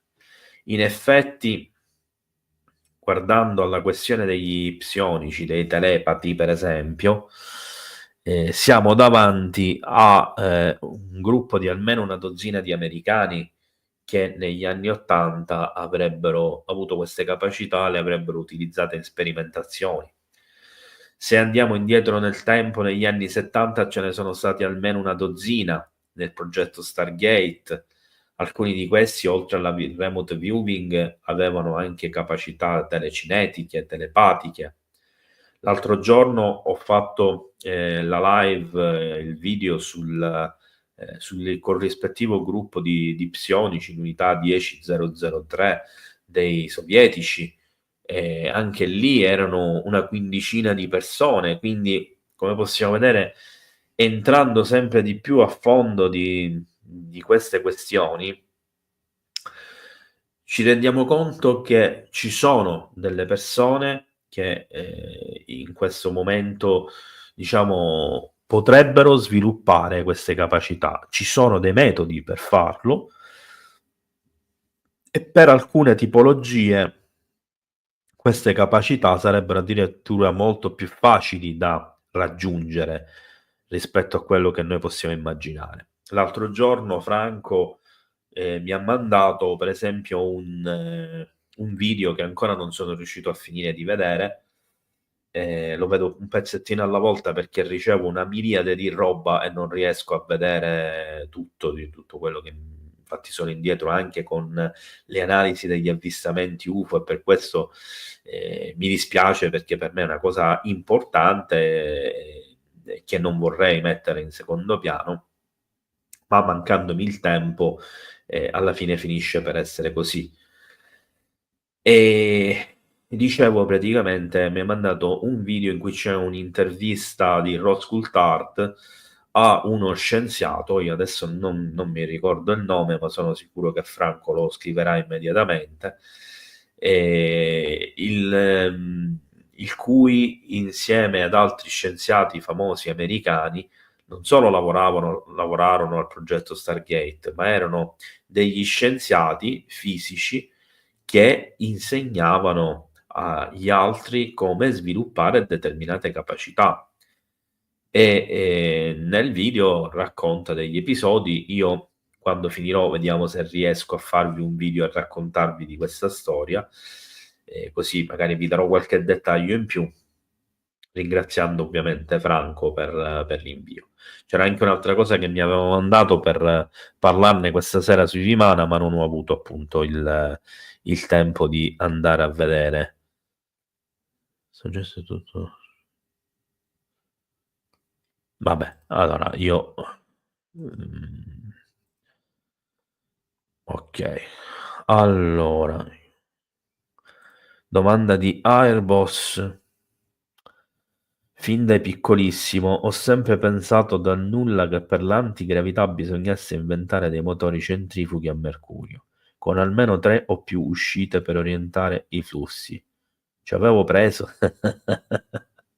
Beh, io non posso dirti se ci hai preso, ma posso dirti che è molto probabile, nel senso che osservando tutti gli oggetti volanti non identificati di tipo discoidale, o quasi tutti, quello che possiamo osservare è che in genere ci sono 3 propulsori esterni e un motore interno.